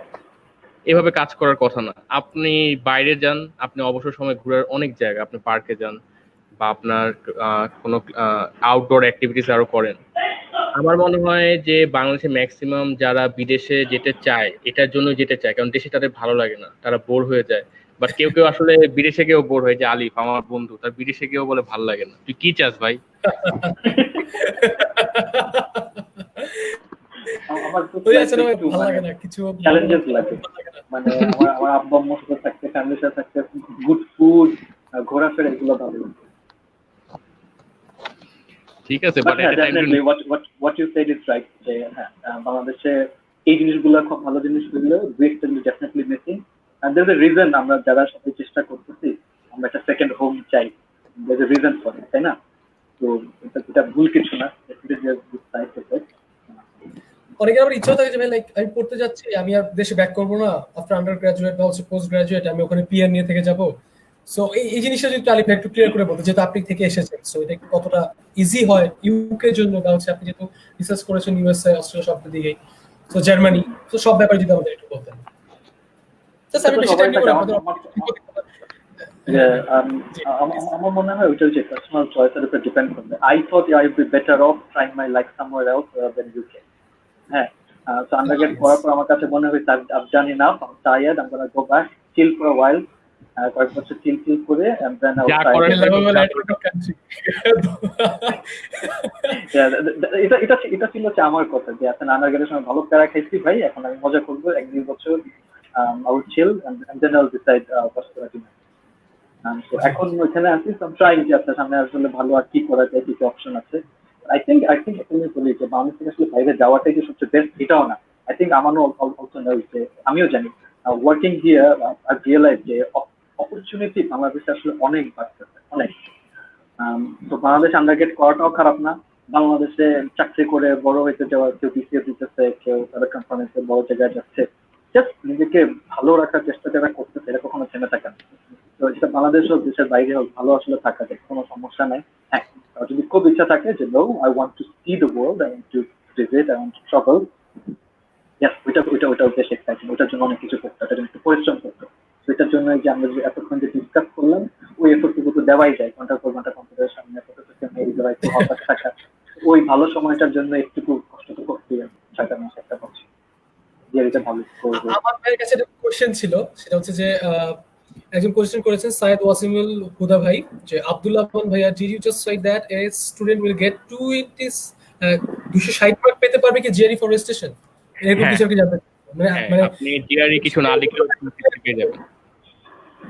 এটা রেজিস্ট্রেশনের উপর এমনি দিয়ে দেয়। ক্লিয়ার করে বলবেন যে 260 মার্কস এটার ব্যাপার, হ্যাঁ, 260 মার্কসের ব্যাপারটা হচ্ছে জিআরই তো আপনার পার সেকশন, একটা হচ্ছে আপনার কোয়ান্টিটিভ সেকশন, একটা হচ্ছে ইংলিশের পার্টটা ভার্বাল সেকশন। আপনার প্রত্যেকটা পার্টে হচ্ছে 170 করে ফুল মার্কস। ব্যাপারটা হচ্ছে আপনি দেখবেন, আপনি যদি সব ভুলও করে রাখেন আপনি 130 পাবেন। 130 নিচে কেউ পায় না আসলে, কারণ 130 হচ্ছে বেসিক মার্কস, এটা আপনার প্রাপ্য। আপনি জিআই রেসিন করেছেন, আপনি পাবেন। দ্যাট মিনস আপনি 260 থেকে হচ্ছে আপনার মার্কিং শুরু হয়। 130 থেকে 170 মাঝখানে কত 40 মার্কস। এই 40 মার্কসের মধ্যে আপনি কত মার্কস পেলেন তার উপর আবার পার্সেন্টাইল হয় আসলে। যেমন আপনি যদি 260 পান তাহলে আপনার আসলে 0 পার্সেন্টাইল হবে, কারণ আপনি নিজের থেকে কিছু পারেননি আসলে। That's how it works. মানে 40 মার্কসের মধ্যে আপনি কত মার্কস অ্যাচিভ করলেন তার উপর আপনার পার্সেন্টাইল হবে। এটা আমি আগে আসলে জানতাম না। আমি যখন ফার্স্ট টাইম জিআরইর জন্য ট্রাই করলাম 304 পেলাম আউট অফ 340। আমি ভাবতেছি আমার তো রেজাল্ট অনেক ভালো হয়েছে, পরে পার্সেন্টাইলে দেখলাম পার্সেন্টাইলে মারা গেছে। আসলে ব্যাপারটা এভাবে কাজ করে। হ্যাঁ, একটু গুগল করলে, একটু রিসার্চ করলে বুঝে যাবেন, শিওর। জি জি। তবে একদম লাস্ট একটা কোশ্চেন, যে এতক্ষণ আমরা অ্যাডভান্সেস শুনলাম, যে এত এগুলো হয়, ওইটা হয়, এটা হয়, অবস্টাকেলস গুলো জানলাম, মানে একটা স্টুডেন্টের যদি বাংলাদেশের পার্সপেক্টিভে চিন্তা করি, সো আন্ডার গ্রাজুয়েটের জন্য যাওয়া কি একদম বেটার আপনারা প্রিফার করবেন, নাকি হচ্ছে পোস্ট গ্রাজুয়েটের জন্য যাওয়া প্রিফার করবেন? আমি আলিফ ভাইয়ের কাছে একটু শর্টলি, এরপর আমান ভাইয়ের কাছে শর্টলি জানতে চাই। এটা ব্ল্যাক এন্ড হোয়াইট অ্যান্সার আসলে আমার কাছে নাই। আউটসে এটা পার্সন টু পার্সন ভ্যারি করবে, বাট ডেফিনেটলি বাংলাদেশ আন্ডারগ্রেড করাটা অনেক সহজ। আমরা অ্যাকাস্টম টু হিয়ার, হ্যাঁ, এখানে রুলস আমরা জানি, আমরা এখানে পড়াশোনা করেছি। এটা ডেফিনেটলি ইজি। যেখানে 4 বছর কেউ যদি একটু চেষ্টা করে যে no my ultimate goal is to go abroad, তাহলে ওই 4টা বছর জাস্ট মুখ লাগায় রেজাল্টটা ভালো করা, রিসার্চ করা, যে সাবজেক্টটা আছে এখানে চেষ্টা করে থাকা, এক্সেল করা, স্টেলার পারফরমেন্স নিয়ে বেরোয় আসা। আর পোস্ট গ্রাডে তখন ইজি হয়ে যায়, কারণ তখন বয়সও একটু বাড়ে, ম্যাচুরিটি আছে, ডিফিকাল্ট টাইম হ্যান্ডেল করার অ্যাবিলিটিটুকু আছে। তো ওই সময়টা এটা ইজি করে দেয়। আন্ডার গ্রাডে যেটা হয়, আন্ডার গ্রাডে গেলে ওই প্রসেসটাই দেশের বাইরে করতে হয়। So you have to do all of those. Let's say কেউ সামনে ম্যাচিউর হয়ে গিয়েছে বাংলাদেশে, তারপর ওখানে একটু একটু স্ট্রাগল করলো, বড় হচ্ছে। তো কেউ যদি আন্ডার গ্রেডে যায়, ও বেসিক্যালি ওই স্ট্রাগলটা ওখানে অলরেডি করেই ফেলে। যদি করেই ফেলে। তো কেউ যদি কানাডাতে যায়, তো 4 বছর ও যে পরিশ্রমটা করবে, যেই সময়টা ওখানে কাটাবে, ওখানে যেই রুটগুলোর সাথে বা ওখানে এরিয়ার সাথে, ওখানে ইন্ডাস্ট্রির সাথে যেভাবে নিজেকে ফ্যামিলিয়ার করে নেবে, এরপর ওর জন্য তো easy, he will just apply for job and he will get, তাই না? But for someone from Bangladesh, ওর জন্য কঠিন যেটা হবে আন্ডারগ্রেড করার পর, যে ও তখন কানাডার কোনো ইউনিভার্সিটিতে বা ইউনিভার্সিটি না, সরি, কোনো একটা কোম্পানিতে, ব্যাংক হোক, টেকনোলজি কোম্পানি হোক, বিজনেস কোম্পানি হোক, তো ওখানে যে ও অ্যাপ্লাই করবে এই সাহসটুকুই পাবে না। বা সেটা জার্মানি হোক, ইউকে হোক, এই সাহসটুকু করা যায় না, বাংলাদেশ থেকে নেয় না। দেয়ার ইজ আ রিজন এত মানুষ মাস্টার্স পিএইচডি করতে যেতেছে, যে আচ্ছা ঠিক আছে এখানে দেখেছি 1 বছর পরে আলটিমেট গোল কি, ভালো কোম্পানিতে ঢোকা, এটাই তো। So someone who does that in their undergrad, who basically ওই ফেজটা পারি করে ফেলছে, he will just do it. এটাই একটু পার্থক্য। I think যদি মনে হয় যে no, I can deal with it, তাহলে আন্ডারগ্রেডে যান, কোনো সমস্যা নেই, টাকা পয়সা থাকে, ঘুরে ঘুরে আসেন, পড়াশোনা করবেন। লাইক সবার জন্য সাকসেসের ডেফিনিশন এক এক রকম, সবার সাকসেস একরকম না দেখতে। আর কাউ যদি মনে হয় যে no, I'll be better off, আমি এখানে শিখবো, জানবো, বাবা মার সাথে থাকবো, I'll chill, ওইটা করবে। এন্ড দেন মাস্টার্সের জন্য যাবে 2 বছর, 1 বছর আয়ারল্যান্ডে যান, 1 বছরের মাস্টার্স করবে, 2 বছরের জন্য পোস্ট স্টাডি ভিসা পাবেন, 2 বছরের মধ্যে জব খুঁজে পাবেন, এরপর থেকে যাবেন, শেষ, ইজি। জার্মানিতে যান, 2 বছর মাস্টার্স করবেন, 1.5 বছরের ওয়ার্ক ভিসা দিবে, 1.5 বছরের মধ্যে জব খুঁজে পেলে থাকতে দিবে, ইজি। ওইটা আরেকটা ব্যাপার। এই তো জাস্ট হ্যাভ টু মানে ব্যালেন্স ইট আউট, যে আমার জন্য কোনটা বেটার। Thank you. আমান ভাই যদি এখন শর্টলি কিছু বলতে পারেন। আমি মনে করি এখানে আসলে money and age are the decision makers. যেমন কেউ চায় যে আমি খুব অল্প বয়সে সেটেল হতে চাই, আমি লং টার্ম কমিটমেন্টে যাব না, যে আমি 30-35 ইয়ার্স পর্যন্ত পড়বো, এরপর আমি জব করব, এরপর আমি বাড়ি ঘর করব, সেটা আমি চাই। সেটা একদম লেন্দি প্রসেসে যেতে চায়। আরেকজন হচ্ছে খুব তাড়াতাড়ি লাইফে সাকসেসফুল হতে চায়। আপনি যদি সেই মানুষটা হন যে হচ্ছে লাইফে খুব তাড়াতাড়ি সাকসেসফুল হয়ে যেতে চান, তাড়াতাড়ি হচ্ছে সেটেল হতে চান, খুব লেন্দি প্রসেসে যেতে চান না, আমি বলবো এট দ্য সেম টাইম আপনার যদি বাইরে এস্টাবলিশ হওয়ার ইচ্ছা থাকে and you have enough money, then you should go for undergrad. আন্ডারগ্রেডে আসলে বাইরে যদি আপনারা আন্ডারগ্রেড করতে চান, আপনাদের ফান্ডিং এর সুযোগটা খুবই কম। আন্ডারগ্রেডে বলতে গেলে খুব আপনার এক্সেপশনাল স্টুডেন্ট ছাড়া ফান্ডিং দেয় না। আইওআইতে যারা খুব ভালো করে, ওরা হচ্ছে এমআইটিতে অনেক, হ্যাঁ, এটাও তো আসলে একটা এক্সেপশনাল ব্যাপার, সবাই তো চাইলেই ভালো করতে পারবে না। আমার এভারেজ স্টুডেন্টের কথা বলা উচিত। এখন আমি যেটা বলি, আপনাকে আন্ডারগ্রেডে কেন ফান্ডিং দিবে? আপনি যদি পিএইচডি করতে চান, আপনাকে ফান্ডিং দিয়ে লাভ আছে, আপনার রিসার্চের নলেজটা তারা গেইন করতেছে। এটা একটা গিভ এন্ড টেক প্রসেস। আপনাকে সে ফান্ডিং দিচ্ছে, আপনি হচ্ছে তাদের রিসার্চে কন্ট্রিবিউট করতেছেন, দ্যাটস ওয়াই তারা পিএইচডি তে ফান্ডিং দেয়। আপনাকে আন্ডারগ্রেডে ফান্ডিং দিবে না, কারণ আপনি একটা ইউএসএ ইউনিভার্সিটি থেকে আন্ডারগ্রেডের সার্টিফিকেট নিয়ে ইজিলি ইউএসএ তে যে কোনো একটা চাকরি পেয়ে যাবেন। অবশ্যই আপনি চাকরি পাবেন আন্ডারগ্রেডের সার্টিফিকেট যদি আপনার ইউএসএ তে থাকে। তাই আপনাকে ফান্ডিং দিয়ে কোনো লাভ নেই। আপনার লাইফ সাকসেসফুল হচ্ছে, ইউএস ইউনিভার্সিটি কি লাভ? কোনো লাভ নেই। আপনার যদি এনাফ মানি থাকে, আপনি যদি তাড়াতাড়ি সাকসেসফুল হতে চান, আমার সাজেশন হচ্ছে you should go for undergrad. Undergrad আপনার ইউএসএ তে করেন, অনেক জব পাবেন। ভালো একটা ভার্সিটিতে আন্ডারগ্রেড করেন, ভালো জব পাবেন। আর যদি আপনার মানে ফান্ডিং এর ব্যাপারটা, যে আপনার ফান্ডিংটা দরকার, ইউএসএ তে আসলে আন্ডারগ্রেড করা অনেক টাকার ব্যাপার। অ্যারাউন্ড 80 লাখ টু 1 crore মতো এত টাকা লাগবেই আপনার। প্লাস আপনার ওখানে হয়তো পার্ট টাইম জব করা লাগতেছে, বা নিজের মান্থলি এক্সপেন্সও খরচ করা জোগাড় করা লাগতেছে, মানে 1 কোটি টাকার মতো আপনার লাগবেই আসলে, মোরলেস। ভার্সিটি ওয়াইজও আসলে এটা ডিপেন্ড করে, ধরেন 60 লাখ অ্যাটলিস্ট লাগবে আপনার ইউএসএ তে যান। আর আপনি যদি চান যে না আমি আসলে এত টাকা খরচ করতে চাচ্ছি না, সবার আসলে এত অ্যাবিলিটিও নাই, আপনি এখানে আন্ডারগ্রেড করেন, আন্ডারগ্রেড করার পর আপনি হচ্ছে ফান্ডিং এর জন্য ইউএসএ তে অ্যাপ্লাই করেন। আপনার চেষ্টা যদি থাকে আপনি অবশ্যই ফান্ডিং পাবেন। সেক্ষেত্রে অনেকে যেটা করে সেটা হচ্ছে মাস্টার্সের জন্য অ্যাপ্লাই করে। মাস্টার্সে আসলে ফান্ডিং কম, বা তারপরও তারা চায় যে তাড়াতাড়ি সাকসেসফুল হয়ে বের হয়ে যেতে। আপনি মাস্টার্সের জন্য অ্যাপ্লাই করতে পারেন, বাট সেক্ষেত্রে আপনার একটা কম্প্রোমাইজ করতে হবে। দুই ধরনের মানুষ আছে, এক ধরনের মানুষ চায় যে একেবারে সাকসেসের পিকে ওঠার জন্য, যে আমি অনেক সাকসেসফুল হব। সে যেটা করবে সে হচ্ছে টপ ভার্সিটির নিচে যাবে না। আর টপ ভার্সিটি হচ্ছে আপনাকে পিএইচডি ছাড়া ফান্ডিং দিবেই না, আপনি কত ভালো প্রোফাইলই হোক না কেন। আপনার সিজি4, আপনার জিআরই 340, আপনার টোফেল 115, আপনি তাও টপ 20-র মধ্যে মাস্টার্সের ফান্ডিং পাবেন না, ইম্পসিবল, একেবারে ইম্পসিবল ব্যাপার। একেবারে যদি ধরেন আপনি যেটা বললো যে গোল্ড মেডেলিস্ট বা অলিম্পিয়াড, ওই যে অলিম্পিক কম্পিটিশন বা যেগুলো গণিতের যেগুলো কম্পিটিশন হয়, সেটা হচ্ছে এক্সেপশনাল স্টুডেন্ট। সবাই আমরা এক্সেপশনাল স্টুডেন্ট না আসলে।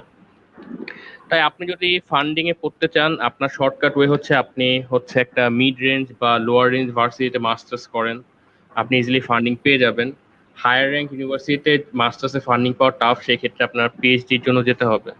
এই ক্ষেত্রে বয়সেরও একটা ব্যাপার আছে, পিএইচডি করলে আপনার বয়স অনেক, মানে বেশি বয়সে আপনি বের হবেন। আপনি যখন বের হবেন তখন আপনার এজ হয়তো 30-32 হবে। আপনি যখন মাস্টার্স করে বের হবেন আপনার এজ 28 হবে। এটা আপনার উপর, আপনি লাইফে কি চান। অনেক ধরনের ফ্যাক্টর কাজ করে আসলে এখানে। আমি আবার একটা অনেকে মনে যেটা করি, আই থিংক সবার জন্য অনেকে খুব যে- ইনফরমেটিভ হবে একটা। আবার হ্যাঁ, অনেকে আমার যেটা বল। করে, অনেকে যেটা করে পিএইচডি করার পর এমন একটা ভার্সিটি পিএইচডি করবে, মোটামুটি ধর সামনের দিকে ভার্সিটি পিএইচডি করবে, বাট তারা 2 ইয়ার্স পর তারা ব্যাক আউট করবে, মাস্টার্স ডিগ্রি নিয়ে চলে যাবে। সেক্ষেত্রে আই রিস্ক নো, কারো কারো আবার, জানি প্ল্যানটা আছে। হ্যাঁ, হ্যাঁ, কারো কারো এই সেক্ষেত্রে প্ল্যান আবার আছে। হ্যাঁ, সেক্ষেত্রে আবার রিস্কও আছে। রিস্কটা হচ্ছে তোর সুপারভাইজার যদি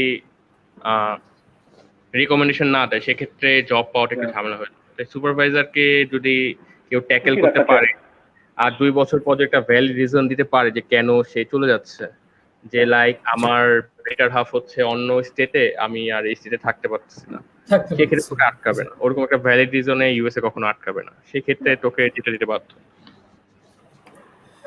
আলিমের একটা কোশ্চেন ছিল, জি জি জি, আলিমের একটা আমি কোশ্চেন ছিল, একটা সরি, আমি একটা জিনিস অ্যাড করে দিই। ফান্ডিং এর ব্যাপারটা বারবার আসতেছে তো, জি জি আমি জি একবার সবার একটু ক্লিয়ার করে দেই যে দেশ যদি হিসাব করি, তাহলে মাস্টার্স যদি বলি, আন্ডারগ্রেডে পরে আসতেছি, মাস্টার্স যদি বলি টাকার অঙ্কের, ইউএসএ তে 2 বছরে মাস্টার্সের খরচ হবে মিনিমাম 15 লাখ, 12 লাখ থেকে, যদি নিজের টাকায় করতে চায় 15 লাখ থেকে 40, 50, 60, 80 লাখ টাকা, যত বেশি তত ভালো ইউনিভার্সিটি, ওরলেস এরকম, যদি মিনিমাম অ্যাডমিশনটা কেউ মিট করতে পারে। হ্যাঁ, 15-20 লাখ থেকে 2 বছরে 80 লাখ বা এর বেশি ইউএসএ। ক্যানাডাতে very similar, মোরলেস same. অস্ট্রেলিয়াতে এটা 15-20 লাখে হবে না, একটু বেশি লাগবে, ডেফিনেটলি হয়তো 30-40 লাগবে 2 বছর মিনিমাম। তো মিনিমাম 30-40 থেকে যত উপরে যায়। জার্মানিতে 2 বছরে টিউশন ফি বলে কিছু নাই, যেটা লাগবে সেটা হচ্ছে লিভিং কস্ট, সেটা হচ্ছে 8,000 euro per year I think. ওইটা জাস্ট ওখানে পাঠিয়ে দিতে হবে, তারপর ওইটা দেখায় 2 বছর থাকবে। ঠিক তো কোনো টিউশন কস্ট নাই, তো বেসিক্যালি 10 লাখ টাকা। 10 লাখ টাকা, যেটা 2 বছর, যেহেতু 2 বছর তো মাস্টার্স করতেছে, আর 1.5 বছর হচ্ছে পোস্ট স্টাডি ওয়ার্ক দিতে পারছে, তো ও ওই 3.5 বছরে একটা কাজ করলেও আসলে ওই টাকাটা কাটাকাটি করছে, অলমোস্ট ফ্রি। হ্যাঁ, ব্যালেন্স যেটা। তো ইউএস, জার্মানি, কানাডা, অস্ট্রেলিয়া বললাম। হ্যাঁ, আয়ারল্যান্ডে মাস্টার্স করতে লাগবে হচ্ছে আপনার মিনিমাম 10 লাখ টাকা থেকে 20 লাখ, 35 লাখ এরকম, এর বেশি না, কারণ মাস্টার্স হচ্ছে 1 বছর। আর আয়ারল্যান্ডেও প্রিটি সেম। আয়ারল্যান্ডে হচ্ছে আপনার 15, 12, 14 এরকম থেকে টপ হয়তো 30-40 লাখ এরকম আছে এক বছর। কারণ আয়ারল্যান্ড আর ইউকে তে হচ্ছে মাস্টার্স এক বছর, জার্মানিতে 2 বছর, কানাডা 2 বছর, ইউএস 2 বছর, জি সারা দুনিয়ায় 2 বছর মনে হয় ইউকে আর আয়ারল্যান্ড ছাড়া। জি হ্যাঁ, জি আর এটা হচ্ছে মাস্টার। আন্ডার গ্রাডে same concept multiply by 3 or 4। তো জি যদি আন্ডার গ্রাডে জার্মানিতে পড়তে চায় ওর লিভিং কস্ট দেখা যেতে হবে, তো there is no tuition fee. অস্ট্রেলিয়াতে টিউশন ফি থাকতে হবে, on top of it living cost দেখাইতে হবে, অ্যাকোমোডেশন কস্ট এগুলো লাগবে। তো টাইমস 3-4 ইউকেতে 3 বছর, ইউএস, কানাডা, অস্ট্রেলিয়া 4-5 3 বছরের কোর্স আছে এইটা। ইয়া, তো তোমার কোশ্চেন আছে? ওকে, থ্যাংক ইউ। তো একজন কোশ্চেন করছিল আলিফের কাছে যে কানাডা থেকে জিআরই লাগে কিনা ফর আন্ডার গ্রাজুয়েট বা পোস্ট গ্রাজুয়েট? পোস্ট গ্রাডে তো লাগে, পোস্ট গ্রাডে জিআরই থাকলে অনেক ভালো, ইটস রেকমেন্ডেড। যেমন ইউনিভার্সিটি অফ অ্যালবার্টা বা ইউনিভার্সিটি অফ টরন্টোতে সম্ভবত এখন জিআরই চাইতেছে না, রেকমেন্ডেড। ওরা এগুলোকে রেকগনাইজ করে। কতগুলো ইউনিভার্সিটি এখন হয়তো মানে এক্সপ্লিসিটলি বলে না যে উই ওয়ান্টেড, বাট সামসে তো যেখানে বলতে সেটা দেখতে হবে। ইউনিভার্সিটি ওয়েবসাইটে গিয়ে একটু দেখতে হবে যে অ্যাডমিশন রিকোয়ারমেন্টে কি। আমি যখন চেষ্টা করছিলাম যে আমি কোথায় যাব, কেমন করে চিন্তা করবো, I spend hours and hours in front of the computer. আমি এক্সেল শিট বানাইছি, ওয়ার্ডে ফাইল বানাইছি, টেবিল করে দেশ, কোন কোন ইউনিভার্সিটি, তার পাশের কলামে হচ্ছে ইউনিভার্সিটি রিকোয়ারমেন্ট, জিপিএ, জিআরই লাগবে কিনা। এটা হচ্ছে পোস্ট গ্রেডের জন্য, যখন আমি প্ল্যান করতেছিলাম যে পোস্ট গ্রেডে যাবো। দেশ, ইউনিভার্সিটি, তাদের রিকোয়ারমেন্ট একটা ফাইলে আমি ইউনিভার্সিটি ঘুরে ঘুরে সময় নিয়ে, লাইক আমার ইট টেকস 2 days। ভালো ভালো ওয়েবসাইট হলে, বড় ইউনিভার্সিটি আরো বেশি সময় লাগে। যেমন ইউনিভার্সিটি অফ টরন্টোর ক্যাম্পাসে হচ্ছে মনে হয় কয়েকটা। হ্যাঁ, এটা বুঝতে আমার অনেক সময় লাগছে যে হায় আচ্ছা কোন ক্যাম্পাসে আবার কেমন টাইম, দুইটার জন্য কনফিউশন ক্রিয়েট হয় যে আলাদা আলাদা ভার্সিটি কিনা বা ব্রাঞ্চ কিনা বাংলাদেশের মধ্যে। হ্যাঁ, দুইটার মধ্যে পার্থক্যটা কি, কেমনে কি। আবার ব্রিটিশ কলম্বিয়ার আছে, হ্যাঁ 2টা ক্যাম্পাস। এই জিনিসগুলো মানে আইডেন্টিফাই করা, বোঝা যায় কোনটা রিকোয়ারমেন্ট কি, তো জিআরই লাগবে কিনা। এটা এরকম ভালোভাবে বলা যাবে না যে জিআরই লাগবে না, বাট ইয়েস জিআরই স্ট্যান্ডার্ডাইজ, এটা দিয়ে ফেললে অপরচুনিটি অনেক বেশি, পুরো ইউএস এর দরজাটা খুলে গেল। তো why not just take it. GRE দিয়ে ফেললে, ভালো স্কোর পেলে অনেকে ইউনিভার্সিটিতে অ্যাপ্লিকেশন ফিও নেয় না। 310-এর উপর হইলে অ্যাপ্লিকেশন ফি নিবে না, 10-এর উপরে হইলে ফান্ডিং মোটামুটি শিওর, বেশ কিছু ওয়েবসাইট আছে বলে। তো এখানে বলা যাবে যে জেরি নেয় বা কি নেয় না। আইএলটিএস দিয়ে আন্ডার গ্রেডে ডেফিনেটলি যাওয়া যাবে, জেরি লাগবে না। পোস্ট গ্রেডে GRE is recommended because it gives you an upper hand আর কি, অন্য এজ দিতে। আর যে ইউনিভার্সিটি বলেই দিচ্ছে জিআরই লাগবে, ওখানে তো জিআরই না দিলে তো বাদই দিয়ে দিবে, হবে না। Exactly, thank you. একটা কমন কোশ্চেন যে ভাই আমি কি কোচিং করব কিনা, লাইক আইএলটিএস বা জিআরই এর জন্য কোচিং, এটা একটু যদি ডিটেইলস একটু বলতেন আমান ভাই। ভাই 2 মাস 3 মাস কোচিং করে কেউ আইএলটিএস খুব ভালো করতে পারবে এটা আমার মনে হয় না। Spend 2-3 months watching continuously TV series, daily star করতে থাকেন, নিউ ইয়র্ক টাইমস এর ওয়েবসাইটটা ঘাটান, আর লিখতে থাকেন, ওইটা প্র্যাকটিস করেন। আর হচ্ছে অফিসিয়াল যে বইগুলো আছে ওইটা সব অনলাইনে আছে, ওইটা প্র্যাকটিস করা প্লাস 1-2 মাস নিজে এই প্র্যাকটিসটা করা যায়, আমি পড়বো, দেখবো, জানবো, নিজের গ্রোথটা করা। কোচিং এ গেলে আমাদের কাছে এটা খুব সিম্পল একটা জিনিস, 1000 টাকা দিলাম, 15,000 টাকা দিলাম, উনি শিখাই দিতে পারবেন। উনি যে জিনিসটা শিখাবে ওই জিনিসটা বাসাতে শিখাবে। 1000টা ওয়ার্ড, 2000টা word, common word, listening practice করা, রিডিং কম্পিটিশন প্র্যাকটিস করা, ওটা খুব মানে ইনটুইটিভ, এটা তো জাস্ট এমনি করা। তার জন্য কোচিং এ যাওয়াটা হার্ডলি সিন হবে। আমান ভাই যদি তারপর কেউ যদি সাহস না পায় তাহলে যাইতে পারে গাইডলাইন যে আচ্ছা আমাকে রাস্তাটা দেখায় দিল। হ্যাঁ, আলিফ যেটা বলতেছে ঠিকই বলতেছে। আসলে মানে কোচিং করে আসলে কোনো লাভ নেই, জিআরই বলেন টোফেল বলেন। আমি তো দেখেছি যারা হচ্ছে আমার কলিগ যারা জিআরইতে ভালো স্কোর পেয়েছে, কেউ আসলে কোচিং করে নাই। কোচিং করে কোনো লাভ নেই। কোচিং এ যেটা হবে, একটা টিচার আসবে আপনাকে, টিচার যেটা আলিফ যেটা বললো, টিচার নিজের নলেজ থেকে কয়েকটা ওয়ার্ড বুঝাবে, সেগুলোই আপনি জানবেন। এর চেয়ে আপনি যদি ওই টাইমটায় নিজে আরো বেশি ওয়ার্ড শিখেন, that will make more sense. আপনার টাইমটা আরো ভালো ইউটিলাইজ হবে আসলে। এটা জাস্ট মানে স্মার্টলি হ্যান্ডেল করতে হবে। মানে আসলে সবার একটা মধ্যে যে ছোটবেলা থেকে বাংলাদেশের সবার একটা মানসিকতা ঢুকে গেছে তো যে আমার কোচিং করতে হবে। সো ওই কনসেপ্ট থেকে সবাই আর কি মানে জিআরই করো আইএলটিএস করো বিদেশে যাওয়ার জন্য পারলে কোচিং করো। সো এই কনসেপ্টটা আমাদেরকে গেঁথে গেছে। সো এই জন্য সবাই ক্লিয়ার করে দিলেন আপনারা। Thank you so much for this. So একটা লাস্ট কোশ্চেন যেটা হচ্ছে যে যেহেতু আলিপে গেছেন, এই লাস্ট কোশ্চেন তুমি অনেকক্ষণ ধরে বলতেছো। না এটা লাস্ট কোশ্চেন, আমি আর আগাবো না, আর অনেক টাইম হয়ে গেছে, সবাই খুব বোর হয়ে যাচ্ছে। সো লাস্ট কোশ্চেন সেটা হচ্ছে যে ডিসঅ্যাডভান্টেজ গুলোটা কি ওখানে যাওয়ার পর, বা হচ্ছে আপনার এখান থেকে মানে আন্ডার গ্রাজুয়েটে যাওয়ার পর ডিসঅ্যাডভান্টেজ কি কোনো আছে যেটা অনেক ভোগায় একটা স্টুডেন্টকে? তুমি কি প্রশ্ন এটা করেছো যে মানে ইজ দেয়ার আ ডিফারেন্স, মানে ইজ ইট ডিফিকাল্ট? এটা ডিফিকাল্ট, হ্যাঁ, ইয়েস ইউ ক্যান সে। আচ্ছা, মানে এটা কতটুকু ডিফিকাল্ট? মানে আপনার এখানে একটা লাইফ, ওখানে একটা আপনি অন্য জায়গায় যাচ্ছেন, সো সবচেয়ে বড় অবস্টাকলস কোনটা হতে পারে, বা যেটা যেটা আপনি যেটা ফেস করেছেন বা সবাই যেটা ফেস করেন কমন? আই থিংক বাংলাদেশি স্টুডেন্টদের জন্য আন্ডারগ্রেডে সবচেয়ে বড় কঠিন জিনিসটা হবে হইতেছে নিজের লুক আফটার করা। এটা আমরা কেউ করি না, we are not used to it. তো কেউ যদি ওখানে যে একটা সপ্তাহ 2টা সপ্তাহ ওই আত্মীয় স্বজনের ওই আদরটুকু না পায়, ওই ইজনেসটুকু যদি না হয়, ওর জন্য ওই প্রথম 15 দিন 20টা দিন সার্ভাইভ করা বেশ মুশকিল। এটা আসলে ইউনিভার্সিটি অনুযায়ী ভ্যারিও করবে। যদি কোনো ইউনিভার্সিটিতে খুব বেশি বাঙালি থাকে এবং কমিউনিটি থাকে, কেউ যদি ওখানে খুব খোঁজ খবর নিয়ে যায়, দ্যাট উড বি স্মার্ট, এটা ভালো হবে। আর হ্যাঁ, এটা হচ্ছে একটা কঠিন জিনিস। আবার পড়াশোনার দিক থেকে আমার মনে হয় না যে এটা কঠিন হবে, যে কেউ ওখানে সার্ভাইভ করতে পারছে না, বা ওখানে পড়াশোনা is way too difficult, do well. On the contrary, আমার কাছে মনে হয়েছে যে some of my courses I felt যে এখানে অনেক বেশি সহজ করে শিখাইতেছে। I could do a lot better, specially ম্যাথসে। ফার্স্ট ইয়ারের ম্যাথসে এমন কোর্স করাচ্ছিল, এমন সলিউশন দেখাইতেছিল, আমি টিচারকে যে বলছিলাম এটা কি ম্যাথস করাইতেছে, এগুলো তো আমি ইন্টারের ফার্স্ট ইয়ারে করে আসছি 2 বছর আগে। তো বলে ও আচ্ছা, হ্যাঁ ইন্ডিয়াতে এগুলা করে। আমি বলছি যে ভাই আমি ইন্ডিয়ান না। হ্যাঁ, তো এরকম না যে পড়াশোনায় কোনো সমস্যা হবে। এখন পড়াশোনা প্রিটি ইজি, যদি লেগে থাকে ভালো করতে পারবে। ইনিশিয়ালি হয়তো সমস্যা হইতে পারে 1-2 উইকস, কারণ যেমন নর্থ ওয়েলসে ওদের ঠিক একটা অ্যাকসেন্ট ছিল, নর্দার্ন অ্যাকসেন্ট। ওইটা পিক করতে আমার একটু সময় লাগছে, লাইক 2 উইকস। এরপর মোটামুটি ঠিকঠাক হয়ে গেছে। ওইটাই যে জাস্ট ইনিশিয়াল ফেজটা হয়তো একটু শেকি যাবে, but ultimately it will all work out. Nothing difficult other than make sure that you're doing well. You know what you've gone there for, and you've done your work. পড়াশোনা করতে গেছি, পড়াশোনা করে মনে হতো I'll do my stuff. এটাই। Thank you.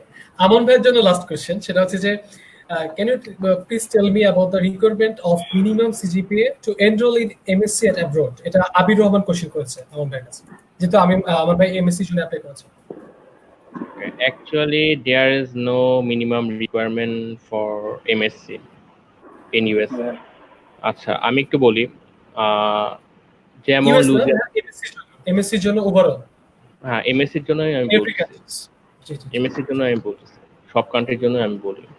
যেমন অনেকে আছে যে 3.2 নিয়েও আপনার MSc তে ফুল ফান্ডিং পাচ্ছে, আমি দেখেছিও, আমার বড় ভাই আপুরা বা আমার ব্যাচমেটরাও পাচ্ছে। সেক্ষেত্রে যেটা ব্যাপার এমএসসির ক্ষেত্রে, আপনাকে প্রফেসরের সাথে একটা কানেকশন করতে হবে, যে প্রফেসরকে আপনি নভেম্বর থেকে মেইল দিবেন যে আমার ফান্ডিং দরকার, তোমার কাজ ভালো লাগছে, মানে যেটা মেইলের যে ফরম্যাটটা আমি বললাম আপনাকে, যে প্রফেসরের কিছু পেপার পড়বেন, পেপার পড়ে তাকে মেইল দিবেন। প্রফেসর এরপর আপনার সাথে একটা ইন্টারভিউ শিডিউল করে আপনাকে বলবে যে ওকে ঠিক আছে আপনি অ্যাপ্লাই করেন, আপনার ফান্ডিংটা আমি দেখবো। মানে এমএসসির ক্ষেত্রে আমি বলবো যে আপনার সিজিপিএটার কোনো মিনিমাম রিকোয়ারমেন্ট নেই, বাট আপনার ভার্সিটি চুজের ক্ষেত্রে আপনার একটু কেয়ারফুল থাকতে হবে। লাইক আপনার সিজিপিএ যদি একটু পিছনের দিকে হয়, আপনার ওই হিসেবে ভার্সিটি সিলেক্ট করতে হবে একটু পেছনের দিকে। আপনার সিজিপিএ যদি মিড রেঞ্জের হয়, ওই হিসেবে আপনার ভার্সিটি সিলেক্ট করতে হবে। মানে আপনি কোন ভার্সিটিতে যাচ্ছেন সেটা আপনার সিজিপিএ এর উপর ডিপেন্ড করে। আমি এমনও দেখেছি যে সিজিপিএ 2.9 নিয়েও ফুল ফান্ডিং পাচ্ছে, সে ওই হিসেবে ভার্সিটি সিলেক্ট করেছে যে আমার সিজিপিএ 2.9, আমি হচ্ছে একটু পেছনের দিকে ভার্সিটিতে যাই। বাট আপনি কিন্তু এটা খেয়াল রাখেন যে 2.9 সিজিপি নিয়ে যাচ্ছে একটা ভার্সিটিতে, যে 3.2 নিয়ে যাচ্ছে একটু বেটার ভার্সিটি, দুজনে কিন্তু আলটিমেটলি জব পাচ্ছে। হয়তো পেছনের দিকে একটু স্ট্রাগল করা লাগছে, বাট আলটিমেটলি জব পেয়ে যাচ্ছে তারা। So it's not a bad deal actually. আমি নেক্সট টপ একটা পোস্ট দেখছিলাম এরকম যে 2.86 নিয়েও গেছে, 2.86 এরকম করেও গেছে। আর জার্মানিতে স্পেশালি কয়েকটা ইউনিভার্সিটিতে 2.8 2.9 এরকম করে অনেক মানুষ নেয়। আর if you have anything over 3, please do not worry, just go and apply. Anything more than 3 তাইলে কোনো প্যারা নাই, জাস্ট চিল করে অ্যাপ্লাই করতে থাকেন, পেয়ে যাবেন। এটা হচ্ছে মানে জাস্ট হ্যাঁ, মেক শিওর ইউনিভার্সিটি পিকটা ভালো হয়। 3 পেয়ে স্ট্যানফোর্ডে অ্যাপ্লাই করলে ডন, মানে অনেক অনেক অ্যাম্বিশন। বাট হ্যাঁ, ভালো হইতেও পারে, লাইক আমার তাই কোনো যদি ভালো পেপার থাকে, তো ভালো রিসার্চ ফ্যাসিলিটি থেকে থাকে, তাহলে but just make sure you're doing it smartly. Okay. Be it 2.8, 2.9, 3, 3.8. All right, so do we end it now? Yeah, sure. Please, thank you so much. এতক্ষণ আপনারা আমাদের টাইম দিয়েছেন, মানে আপনাদের অনেক Yeah, ব্যস্ত থাকে, এমনিতেই অনেক সবাই অনেক সমস্যার মধ্যে আছি করোনার জন্য। সো সবাই সবার জন্য দোয়া করবেন এবং আপনারা ভালো থাকবেন। আপনারা যদি কনসেপ্টের জন্য কোনো গুড উইশেস থাকে বা হচ্ছে কিছু বলার থাকে, please. Yeah, nice work. Good luck for future. Best of luck. Thank you Aman ভাই। বেস্ট অফ লাক, ভালো করো। Thank you so much for your time. আবার দেখা হবে ইনশাআল্লাহ, কথা হবে। সবাই সুস্থ থাকেন, ভালো থাকেন। এন্ড আপনাদের অডিয়েন্সকেও ধন্যবাদ যারা আমাদের সাথে এতক্ষণ ছিলেন। আর যদি আপনাদের কোনো ইনকোয়ারি থাকে অবশ্যই আমাদেরকে ফেসবুক পেজে নক দিবেন, আমরা অবশ্যই তার সমাধান দেওয়া আমাদের এক্সপার্টদের মাধ্যমে দেওয়ার চেষ্টা করব। থ্যাংক ইউ আলিফ ভাই, থ্যাংক ইউ আমন ভাই, Thank you. Thank you. Bye, bro. Bye, Aman. Thank you. Okay, Bye, Allah everyone. হাফেজ। Bye, everyone. ওকে, আসসালামু আলাইকুম।